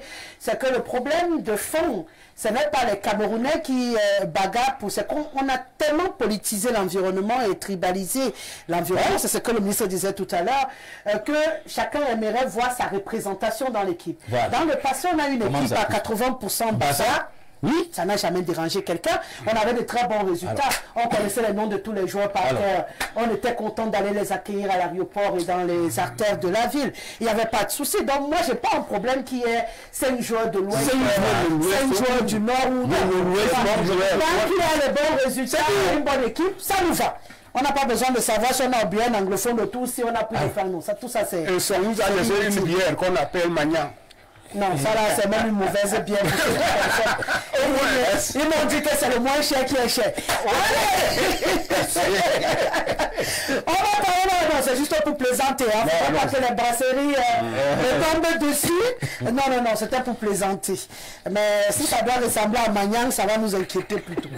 Allez, on va parler à présent d'autre chose. J'espère qu'on aura suffisamment de temps pour jouer avec le temps qui nous reste. Je parlais d'insécurité au Cameroun. On l'a constaté. Là, je vais démarrer avec vous, El Hadj Mariga Ibrahim.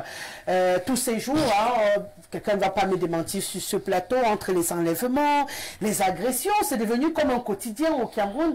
On traverse plus une journée sans entendre qu'on a retrouvé la tête de quelqu'un quelque part, on a tiré sur quelqu'un dans un bosquet.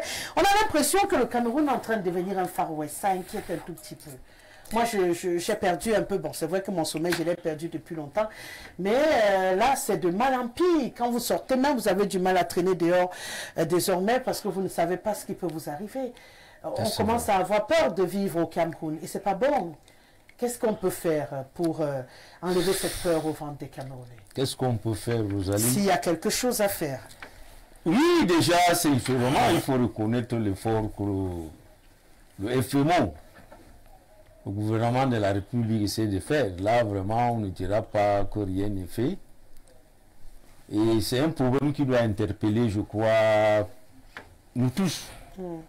Oui, parce que le problème de l'insécurité n'est pas un problème seulement de forces de maintien de l'ordre. Parce que nous connaissons tous. D'abord la cause. Je voudrais parler de la cause. La cause, c'est d'abord quoi? C'est l'oisiveté des jeunes, le manque de travail. Quand vous voyez, n'est-ce pas, notre société aujourd'hui où il y a une classe qui se moque des autres, vous voyez des parents avec autant d'enfants qui ne parviennent pas à les inscrire à l'école. Ceux-là même qui ont eu la chance d'aller à l'école n'ont pas de travail. Et ceux-là qui se débrouillent, admettons avec ce qu'on appelle moto ou de petits commerces, qu'on appelle, comment on les appelle, autour du marché là. Les enfants qui se débrouillent à prendre une paire de chaussures par là, ils vendent là. comment ils sont pourchassés. Voilà le nom qu'on t'a donné, les apacheurs. Voilà, les apacheurs. Voilà, c'est comme ça qu'ils les appellent. Donc, quand vous voyez, n'est-ce pas, le système même, c'est-à-dire notre urbanisme, il y a des quartiers où il y a autant de promiscuité, il y a un brassage de personnes, pour ne pas dire qu'un pandémonium, la souffrance est là, palpable, visible, et avec l'arrivée, n'est-ce pas, de ce qu'on appelle le nouveau éthique, où les enfants, chacun voit comment le monde évolue, ils essayent, n'est-ce pas, eux-mêmes de sortir de ce quartier pour aller vers les quartiers, soi-disant, un peu, ou n'est-ce pas, au centre ville, pour se faire un peu de l'argent. Et tout ça amène, n'est-ce pas, de l'insécurité.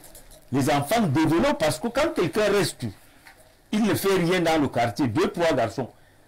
Si j'ai apprécié, n'est-ce pas, tout à l'heure, j'encourage, n'est-ce pas, le FMO. Voyez les enfants qui arrivent, c'est des enfants de 17, 12 ans, 15 ans, autour de 18 ans. J'ai vu toute une bande de 8 enfants dernièrement.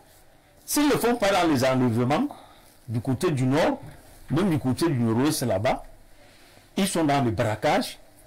Si ce n'est pas le braquage, c'est même des assassinats. Fort, on peut poignarder là tout de suite.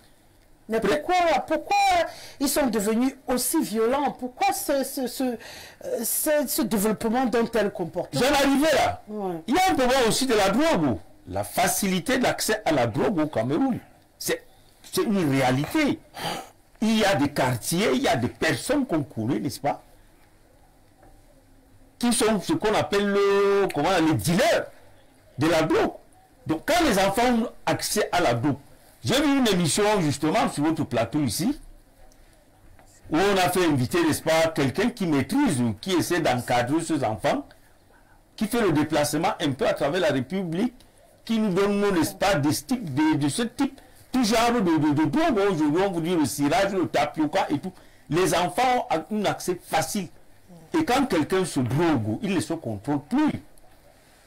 Donc, il y a cette lutte-là que l'État doit essayer vraiment de faire. Sinon, comme vous le dites, nous sommes en train d'aller de lendemain vraiment incertain avec la jeunesse.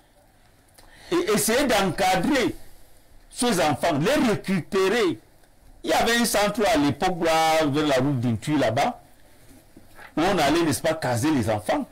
Prenez l'avenue Kennedy aujourd'hui, vous ne pouvez pas. Dès que vous essayez avec le chauffeur, qui vous dit non, mon frère, nous sommes quand même sur le cœur de la ville, où il y a une insécurité, un enfant peut sortir le couteau là tout à l'heure, il te pointe, et il marche, personne ne l'arrête.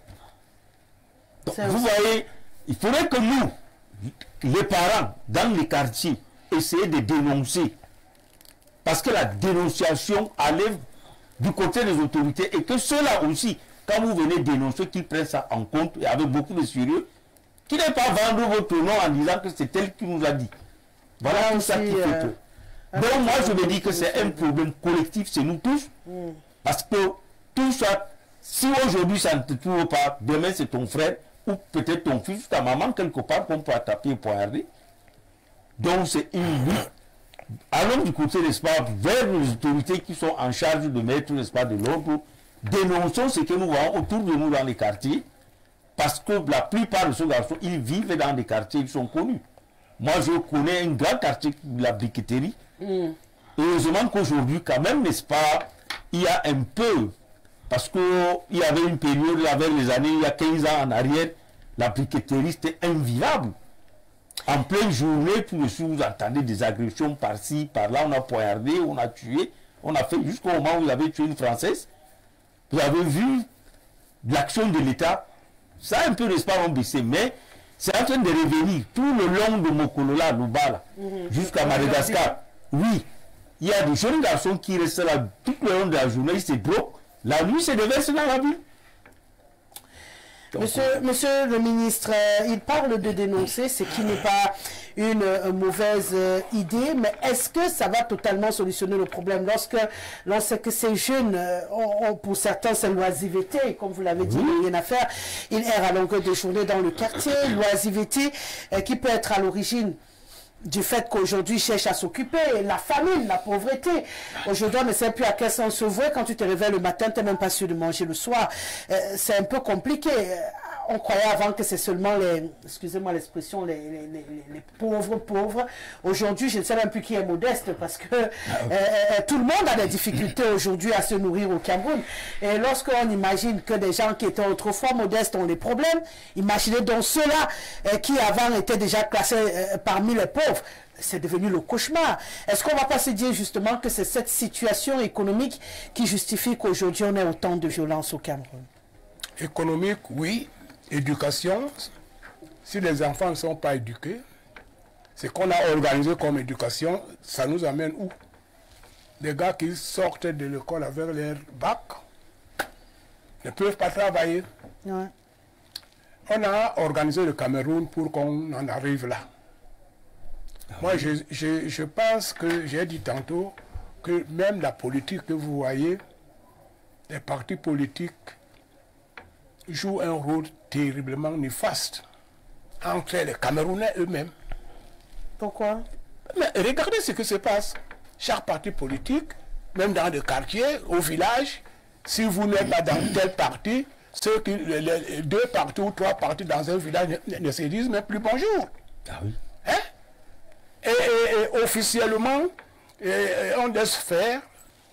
Vous voyez, on a organisé des bars, etc. Les bars sont partout. Il semblerait que le Cameroun est parmi les 2 ou bien les 3 premiers pays où nous sommes les premiers pays qui nous buvons beaucoup plus. Ah, consommateurs. Donc nous sommes presque... nos cerveaux sont un peu déréglés complètement. Et quand vous montez plus haut, vous voyez ce qu'on prétend dire que je ne dis pas nos dirigeants, mais ceux qui sont bien placés, les actes qu'ils posent. Dernièrement, on a parlé d'un haut magistrat qui est mort dans un hôtel avec je ne sais pas qui. Vous voyez? Il est bien mort. Complètement. Au moins. Complètement. Donc je dis qu'il y a quelque chose qui est là. On parlait de la femme.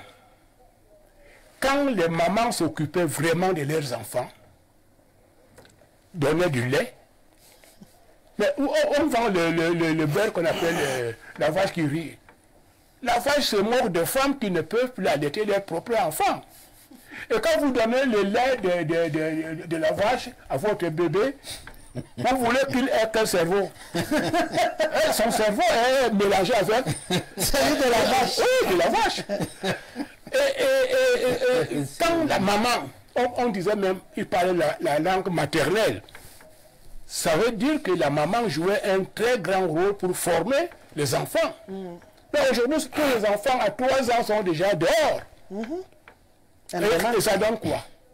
Tout est déréglé, complètement déréglé. Et on pouvait dire, allons-y dans les églises.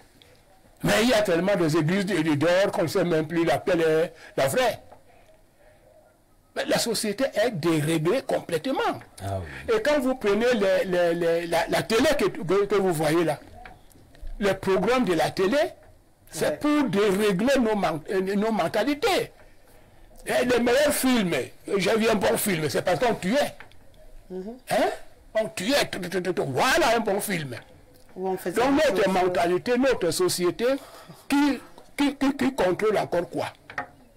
Avant Boko Haram, il y avait le coupeur au nord. On nous appelait coupeur de route.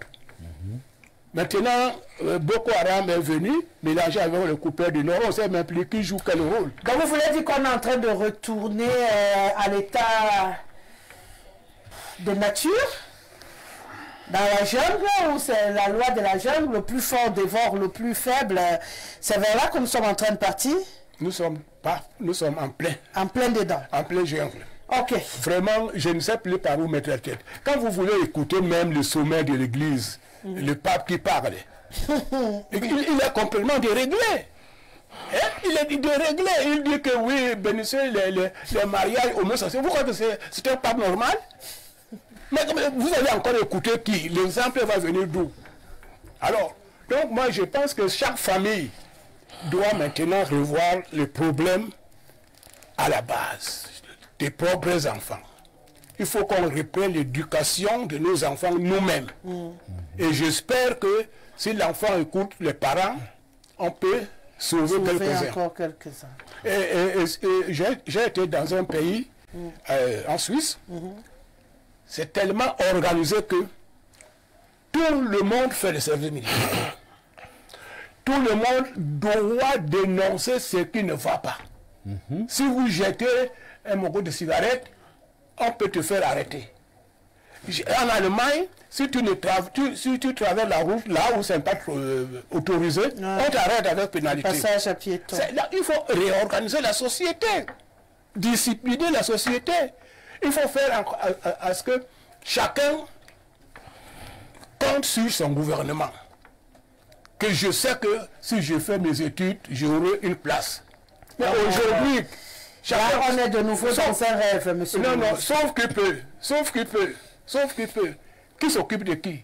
En France, par exemple, je prends la France, vous avez votre carte pour vous faire soigner. Ouais.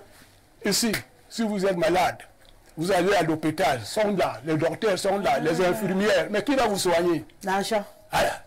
Alors la société est complètement déréglée.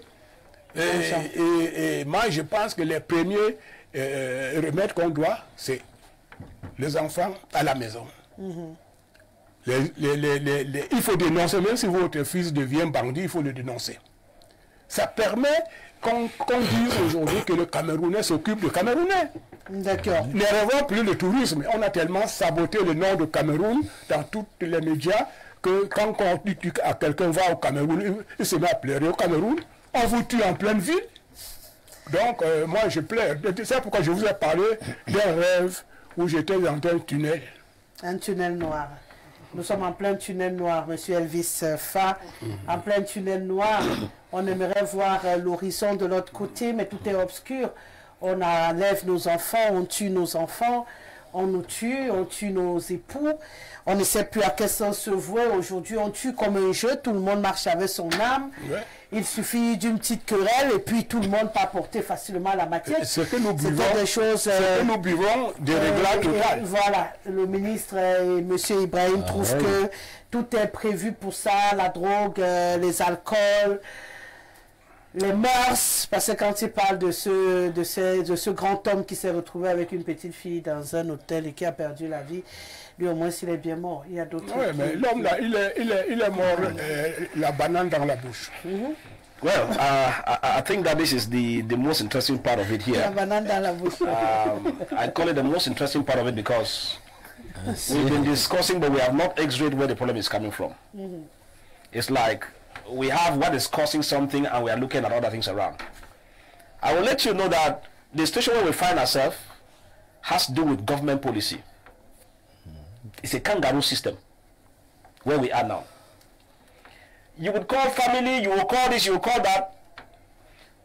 The philosopher, one of the philosophers said, man is born that is born free, but everywhere is in chain. What does it mean? It tells you that man needs to be regulated. Now, when you have a loose government system, it is not working. That's the reality.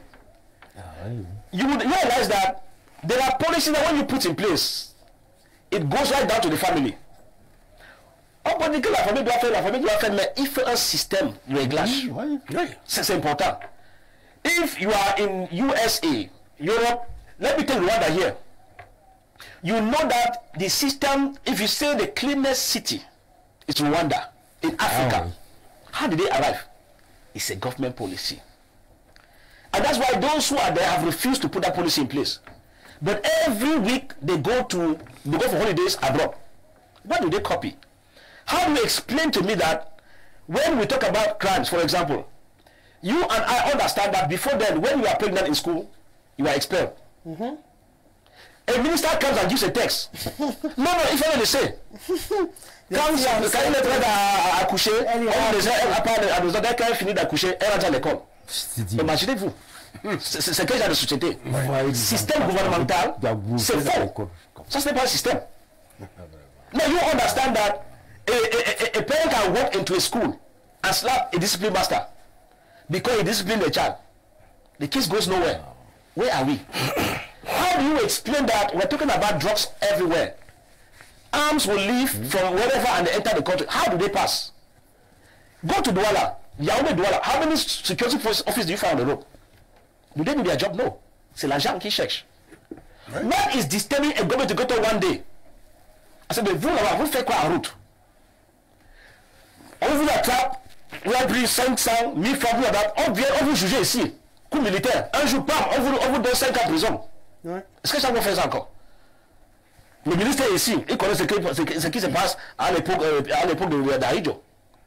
Que parfois lui-même, il entre dans un véhicule privé, il peut plus voir comment les choses se passent. Ça, c'est le système gouvernemental. When you don't have that system in place, the country functions the way it wants to function. Rosalie, how do you tell me that I am a director general of a company? I will stay there for 20 years. At the end, they say I've embezzled money. Embezzlement of money does not come in one day. Ça dure longtemps. Ça commence petit à petit. You have state controllers. They do checks every time. You have a board of the board of directors. They check those companies every day. What is their report every year? The system has failed completely. We're talking about recruitment. Every day they're recruiting young commandos, gendarmes, police, and all that. What are they doing? Cameroon has the best system in terms of investigation. On appelle service de renseignement. Oui. Je vous dis, en Afrique, c'est le meilleur système de renseignement. Qu'est-ce qui les empêche de faire le travail? Ça veut dire un jour comme ça, tu t'habilles habillé comme un fou. Tu vas au quartier, là où les gens boivent. Vous cherchez des bandits et des criminels. Ils le font. Oui, c'est important.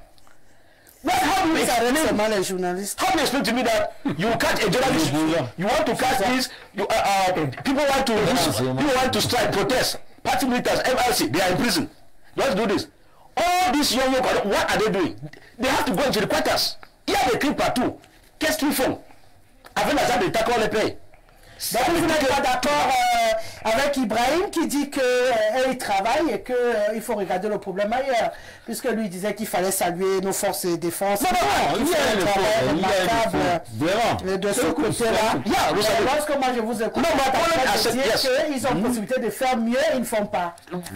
It is simple. Do you know how it can be frustrating for a police officer?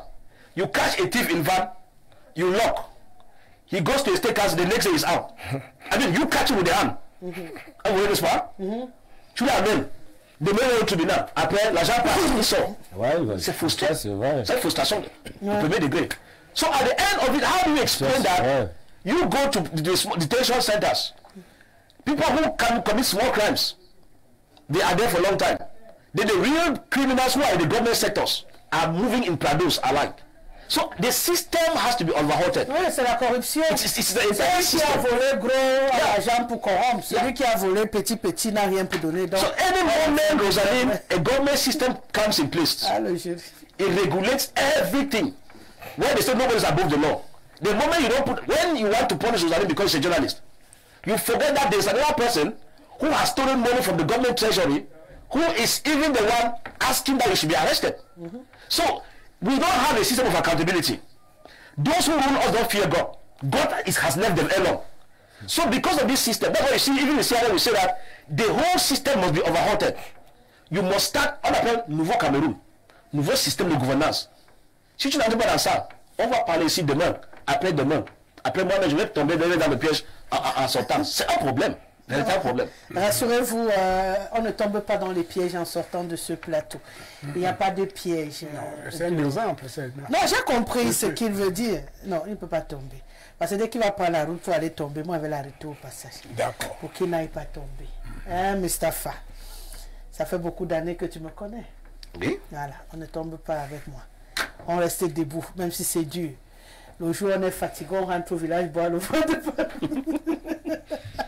And you understand? On laisse tout ça. Living the countries are living.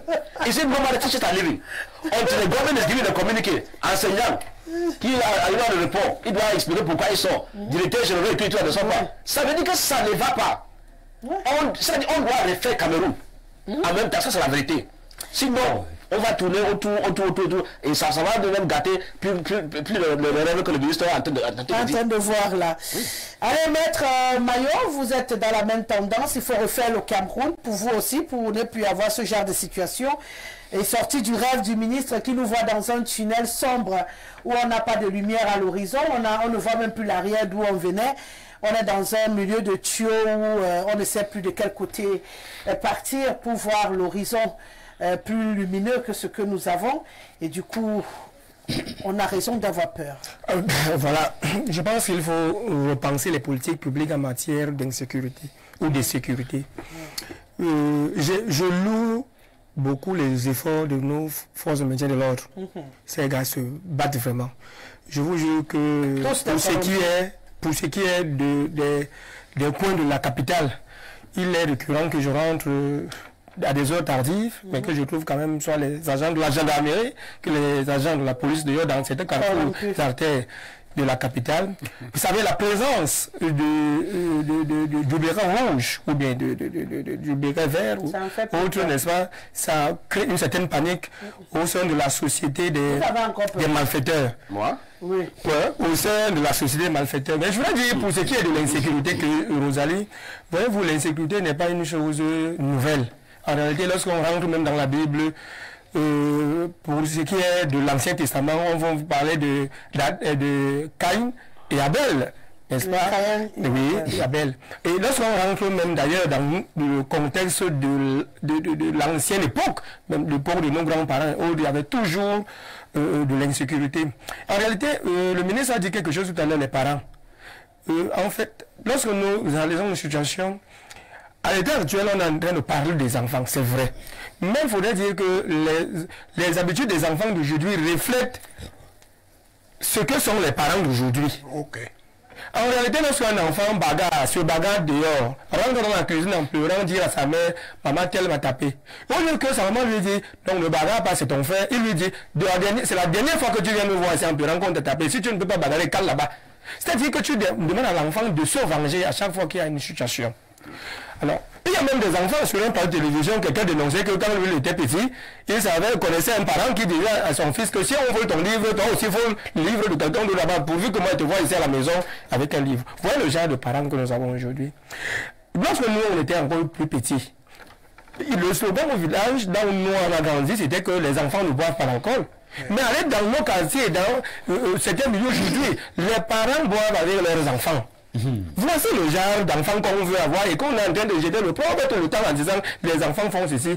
Maintenant, quand vous avez une buvette, vous recevez dans votre buvette des enfants de 10 ans à qui vous vendez le kitoko. Vous vendez de la cigarette parce que vous savez très bien, parce que vous êtes un commerçant, vous vendez à tout le monde. Mais vous ne savez pas que la loi interdit, n'est-ce pas, la consommation de vendre à une certaine catégorie de personnes, telles que les mineurs. Vous ne pas vendre la bière à des mineurs. Vous ne devez pas les vendre ça. Mais comme on est dans une société capitaliste, on vend tout et à n'importe qui. Vous comprenez un peu? Quand vous êtes même vous-même parents. Petits enfants. Et donc, c'est pas l'enfant de 6 ans à qui vous plaît, il a la peine de vous commissionner pour aller de la cigarette. J'ai quand même une question avec vous. Quand vous êtes en train de décrire une peinture qui est réelle, maintenant j'ai une question pour vous. Qui doit empêcher que ça se fasse? Lorsqu'on interdit, par exemple, vous appelez votre affaire là quoi? Ce qu'on fume dans les snacks là. La chicha, qui a officiellement une note d'interdiction d'utilisation au Cameroun. Et qu'on fume à tort et à travers dans tous les snacks du Cameroun, il n'y en a pas un seul qui n'a pas de chicha. Qui doit empêcher la consommation de cette drogue? C'est pour ça que j'ai parlé des politiques publiques en matière de sécurité.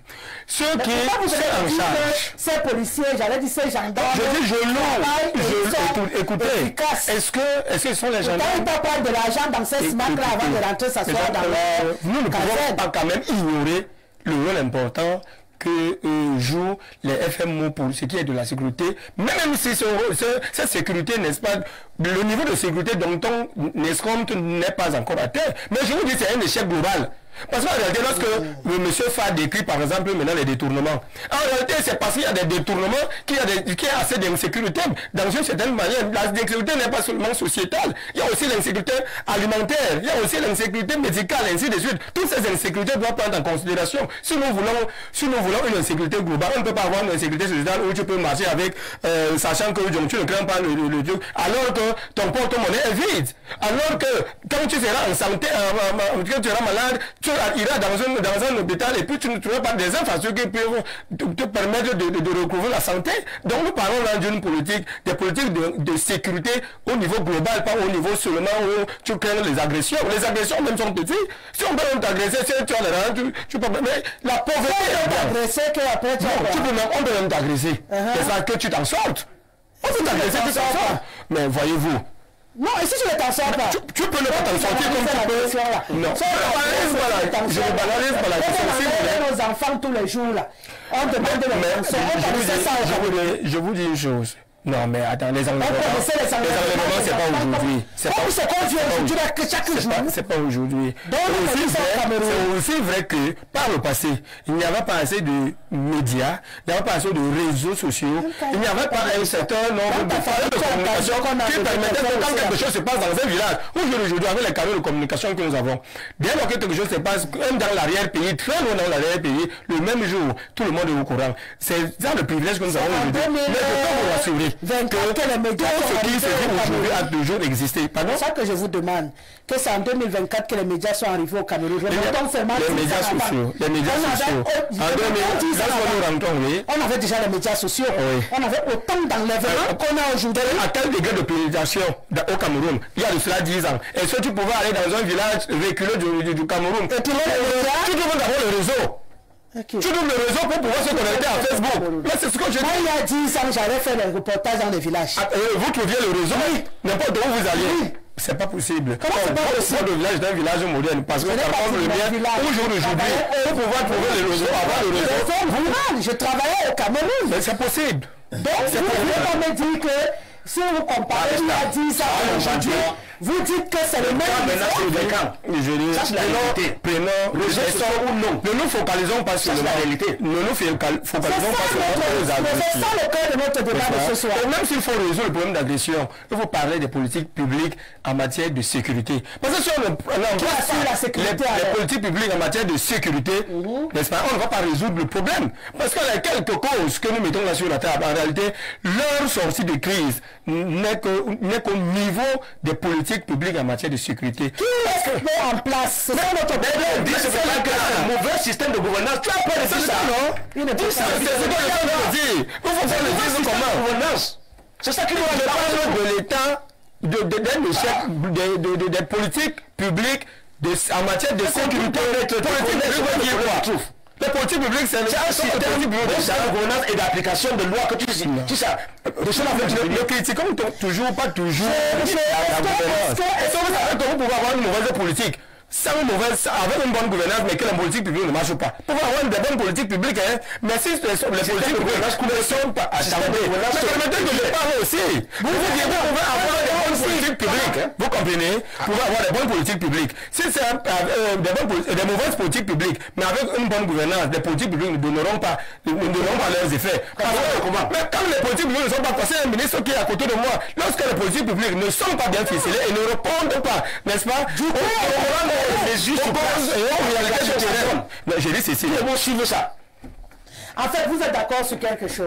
C'est que si on n'a pas une bonne politique de gouvernance, donc une mauvaise gouvernance. C'est ça qui m'étonne. Non. Donc du coup, on ne peut pas avoir une bonne politique, on a une mauvaise gouvernance.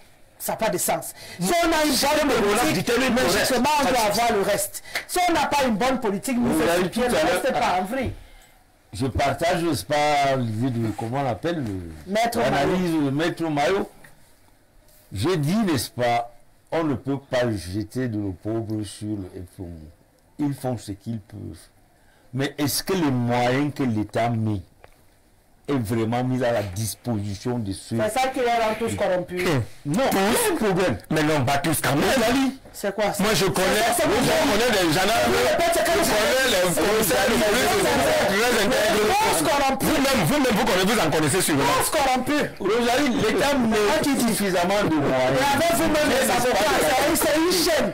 Les gendarmes, les avocats, les procureurs, vous êtes en une chaîne de corruption chargée de faire le travail sous le terrain. Que les petits voleurs, les gros voleurs, ils sont amis avec eux. Vous payez un avocat. Si vous êtes voleur, il faut payer un avocat. Oui, après quand on va lui donner encore l'argent là-bas, il te laisse. Il prend l'argent qu'on a donné. Peut-être que c'est l'argent qui gère tout. Tu as même raison sur ton problème, on te dit que tu as tort. Parce qu'on est venu verser l'argent. Ils ont dénoncé. Tu vois le gendarme là assis en face de toi avec son bic qui fait comme s'il travaille. J'ai vu le gendarmerie à côté de nous ici. Moi je corrompu jusqu'au commandant.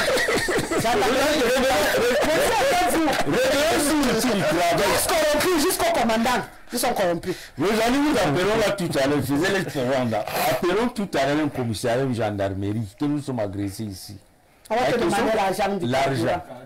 Mais c'est la voiture n'a pas de carburant. Est-ce qu'on met cet argent à la disposition de ceux qui sont censés travailler? Oui, ça veut dire je suis d'accord avec vous. Arrivé au commissariat, vous voyez des vieilles voitures, des pick-up, déjà, n'est-ce pas, pourris. Ceux qui sont à deux pas ceux qui sont dans le ministère, à deux pas de ont des voitures et bons de carburant. Ceux qui n'ont pas les voitures et bons de carburant. Donc, c'est va vous demander un rame de papier. Je partage son avis. L'argent pour vous, n'est-ce pas, aller comment se faire des saisies. Il a fait le non. Oui, vous dites déposer la convocation, tu donnes l'argent. Pourquoi on a déposé la convocation? Afin que les gendarmeries fonctionnent sans frais de fonctionnement. Sans frais. Voilà. J'ai demandé à un policier, mais vous êtes là assis pourquoi avec des milliards? Ils sont seulement assis, ils regardent la route. Si vous voyez les voitures, pour une voiture avec une matriculation, c'est que c'est un grand commissaire, il est là juste l'espace pour tourner en ville. On a de donner ça au commissariat, au poste de police, on va aller intervenir. Parce qu'elle va dans un carrefour. C'est pas un carrefour de donner la That's why I said, Rosalie, that when you have a good system of governance, the moment a commissaire is found wanting, wait a minute. He's very l'espace. Vraiment. Le ministre nous a dit quelque chose tout à l'heure. Le tunnel là, nous ne sortirons jamais de ce tunnel. Parce que le véritable problème, il y a une mauvaise gestion du bien public. L'État, quand vous voyez le budget, après un budget, on vous dit que la sûreté nationale a tel milliard, la gendarmerie a tel milliard. Le 29, vous voyez des voitures comme remet la peinture au moins 20 fois, qui tombent en panne devant le chef de l'État. Des commissariats, non, rien. Ceux qui sont chargés d'aller sur le terrain, je vous assure, non, rien. L'équipement, il n'y a pas. Mais cet argent-là, où? J'avais ma parole. Le véritable problème, c'est un problème qu'il faut revoir. Les petits, vous avez l'impression que les frais se limitent au commandant et puis les autres. C'est tout. Les éléments qui sont chargés d'aller faire des opérations, ils ne sont pas équipés. D'accord. Après, si on achète 2-3 véhicules, là, vous voyez, n'est-ce pas? Après, la fin du Rosalie. Non. Essayons de faire quelque chose dans ce pays. C'est sécurité que nous parlons. Du coup, on en arrive à ce que j'ai dit. Tous corrompus. C'est tous corrompus. C'est la même chose. C'est fini. On est là. Non, mais ça, je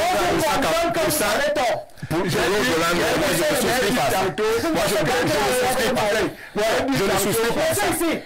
Il y a plusieurs que les parents doivent s'occuper de leurs enfants. Mais les parents sont souvent sous. Le soir, il envoie l'enfant acheter la bière. Les parents aident à moitié sous. Mais c'est vrai, ça.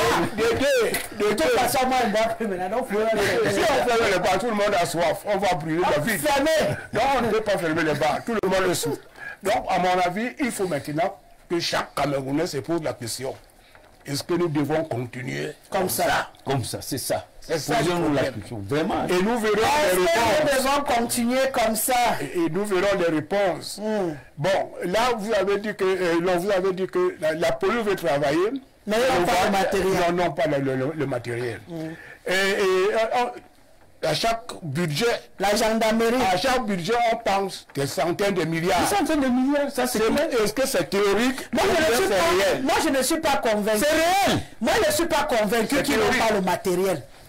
Je crois plutôt qu'ils ont... Non, je ne suis pas... Ok. Quand vous allez dans d'autres pays, vous voyez qu'ils ont le matériel, mais comme ils sont seulement corrompus, ils veulent ajouter sur ce qu'ils sont. Oui, c'est ça. Je ne crois pas que ces gendarmes et tout n'ont pas de quoi faire. Les voitures sont où? La voiture garée.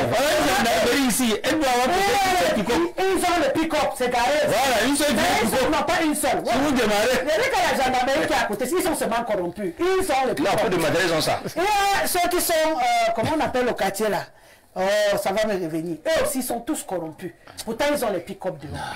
Voilà. Donc, Ou bien ils sont sous. non, ils ne sont même pas sourds. Ils sont lucides. Minister, we're saying that there. Je ne peux pas donner la parole.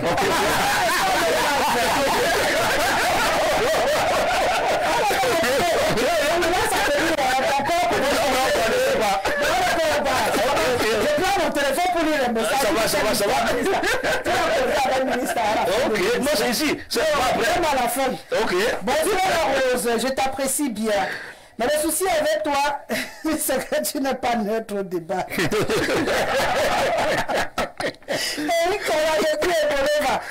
parce qu'on dit qu'ils sont tous corrompus, je ne suis pas neutre. Mon frère, nous tous sommes des usagers. On marche, on part dans les gendarmeries et tout. Tu m'as entendu citer tout le monde au hasard. Je t'ai cité un cas précis et j'ai dit à la télé. Donc, si je mens qu'ils sortent de la gendarmerie, là, ils viennent m'arrêter. J'ai la preuve qu'ils sont tous corrompus. Donc, je ne suis pas en train de citer les gens au hasard. Je cite ce que j'ai vu, j'ai touché du doigt et j'ai palpé. Donc, quand j'ai ma main au bout du monde, je vais droiter comme ça jusqu'à eux-mêmes, ils vont confirmer.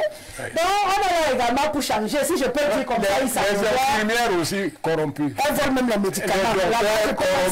Je sors même de l'hôpital, donc j'ai même beaucoup d'histoires avec les... Bon, il y en a qui ont été gentils avec moi aussi.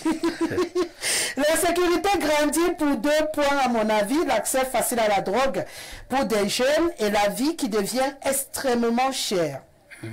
Du coup, battons-nous comme on peut. Bonsoir madame et à votre plateau. Madame, l'insécurité que nous avons au Cameroun et la négligence de nos FMO. Madame, nous avons vu à une année où ils recevaient des motos, des vélos, etc. Où sont partis les vélos là? Ils sont seulement en route pour arnaquer la population. Vous trouvez dans les commissariats, gendarmerie, ils tournent. Pourquoi ils ne circulent pas avec les vélos dans les quartiers jour et nuit? Madame, la population est abandonnée tout simplement. C'est Batum David Steven. Depuis son village, son tape. Son tape. Ça macaque. Je reviens, Madame Rosalie, il faut remettre le Cameroun entre les mains de Dieu et prier pour les autorités. Les prières changent de situation, c'est la seule solution. Dieu est plus que capable et c'est la solution du Cameroun. C'est la situation du Cameroun. Le peuple doit invoquer la présence de Dieu. C'est tout ce qui peut nous sauver. C'est bon. Si les églises arrêtent de bagarrer. Madame, le problème d'insécurité existe partout, mais seulement comment les autorités camerounaises font pour lutter contre ce phénomène. Voyez-vous, en Côte d'Ivoire, particulièrement à Abidjan, à Kinshasa, le phénomène de microbes avait existé. Mais il a fallu une politique d'éradication et pratiquement ça a disparu. Par contre, au Cameroun, les dirigeants réfléchissent à comment faire pour empêcher les opposants à tenir des réunions. Les sous-préfets sont au courant de tout et à n'importe quelle heure. Trouble à l'ordre public. Mais les brigands, les malfrats et les petits pickpockets ne trouvent pas l'ordre public. Ne troublent pas l'ordre public. Minami, vous allez vous barricader derrière des grilles et personne ne vous viendra en aide. L'insécurité n'est seulement pas grandissante, mais elle est déjà éléphantesque. C'est Paul... depuis Ouagadougou. Paul, arrête de te moquer de nous. Hein. Rosalie, je voudrais savoir pourquoi la doyenne d'âge de l'Assemblée là ne peut pas prendre même par force la présidence de l'Assemblée. Elle vaut 1000 cavaliers. Cette maman, je l'aime dans son travail, cette maman. Rigaud depuis K12. Rosalie, dis-moi où est Niat. C'est même quel genre de pays où on ouvre la session du Sénat sans son président. C'est le Cameroun. Rosalie Brenda t'entend parler de chicha et elle croit que tu fais allusion à elle. Hein. On a un pays dont les principales élites sont des gangsters à col blanc. Le niveau d'insécurité de nos fonds est tel que le bas peuple créa sa part de sécurité pour ressembler le haut. D'où vient l'exemple? Du coup, être honnête dans un pays est un handicap. Tout le monde est gangster à son niveau. C'est ce que j'ai constaté. Hein. Être honnête, c'est compliqué. Bonsoir, bonsoir à tes invités. Au sujet de l'insécurité grandissante, je pense qu'elle est due D'une part, à l'exode rural qui est elle-même est favorisée par une décentralisation en panne. D'autre part, le volet social des politiques publiques délaissées, abandonnées carrément. Le PB, le problème des routes, le manque d'eau, d'électricité, la vie chère, l'insécurité n'est qu'un corollaire.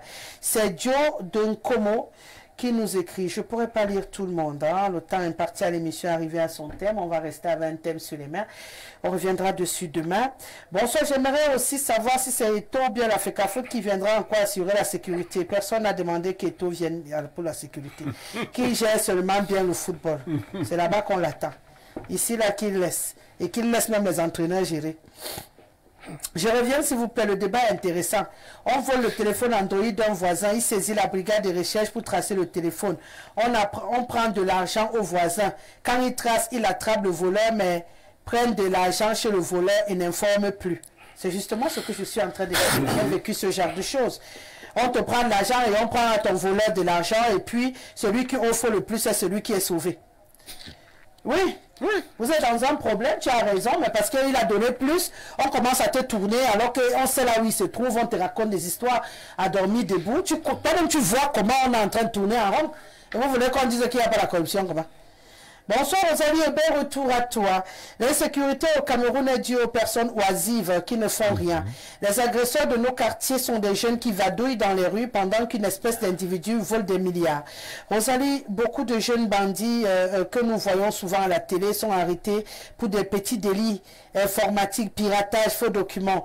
Beaucoup n'ont pas pu mettre ces compétences à bon escient du fait du chômage entretenu par le régime pour animaliser les jeunes. Rosalie, le RDPC a détruit le Cameroun à un tel niveau qu'il faudra au moins 2 décennies pour que le Cameroun redevienne un pays normal. C'est Franck depuis Emana. Merci et je vais m'arrêter avec toi, Franck. Et c'est la fin de cette émission. Oh là là, j'étais ravie de vous retrouver et ça n'a pas été facile. Mais je pense que je commence à reprendre le rythme tout doucement. J'avais réussi à me secouer comme un cocotier. C'est pas grave. Merci, monsieur le ministre Simon Bila. Merci à maître Jules Maillot. Merci Elvis Fa et bon retour à Douala. Tu es avec nous pour un moment à Yaoundé ou tu repars très vite? Tu repars vite? Oui. D'accord, on va se dire d'un bon retour. Et puis, merci à El Hadj Maïriga Ibrahim. Ismaël était derrière les caméras. Dekamix, Jean-Gilles Kenge a mixé cette émission. Belvas l'a réalisé. Respect, M. Donéva. Je vous laisse en compagnie d'Hermine Louga pour le journal en langue anglaise. Et bien sûr, Claudia Ntia sera là à 20h pour le grand format en français. Et Stéphane Barga viendra à 21h pour votre émission. Ah, c'est mercredi. Oh là là là là là. Dans ma tête, je suis retournée à lundi parce que c'est mon premier jour de la semaine. C'est mercredi. C'est plutôt Affiche Sport, l'émission de débat sportif avec Thomas Dakendi que vous retrouverez à 21h. Quant à moi, je vous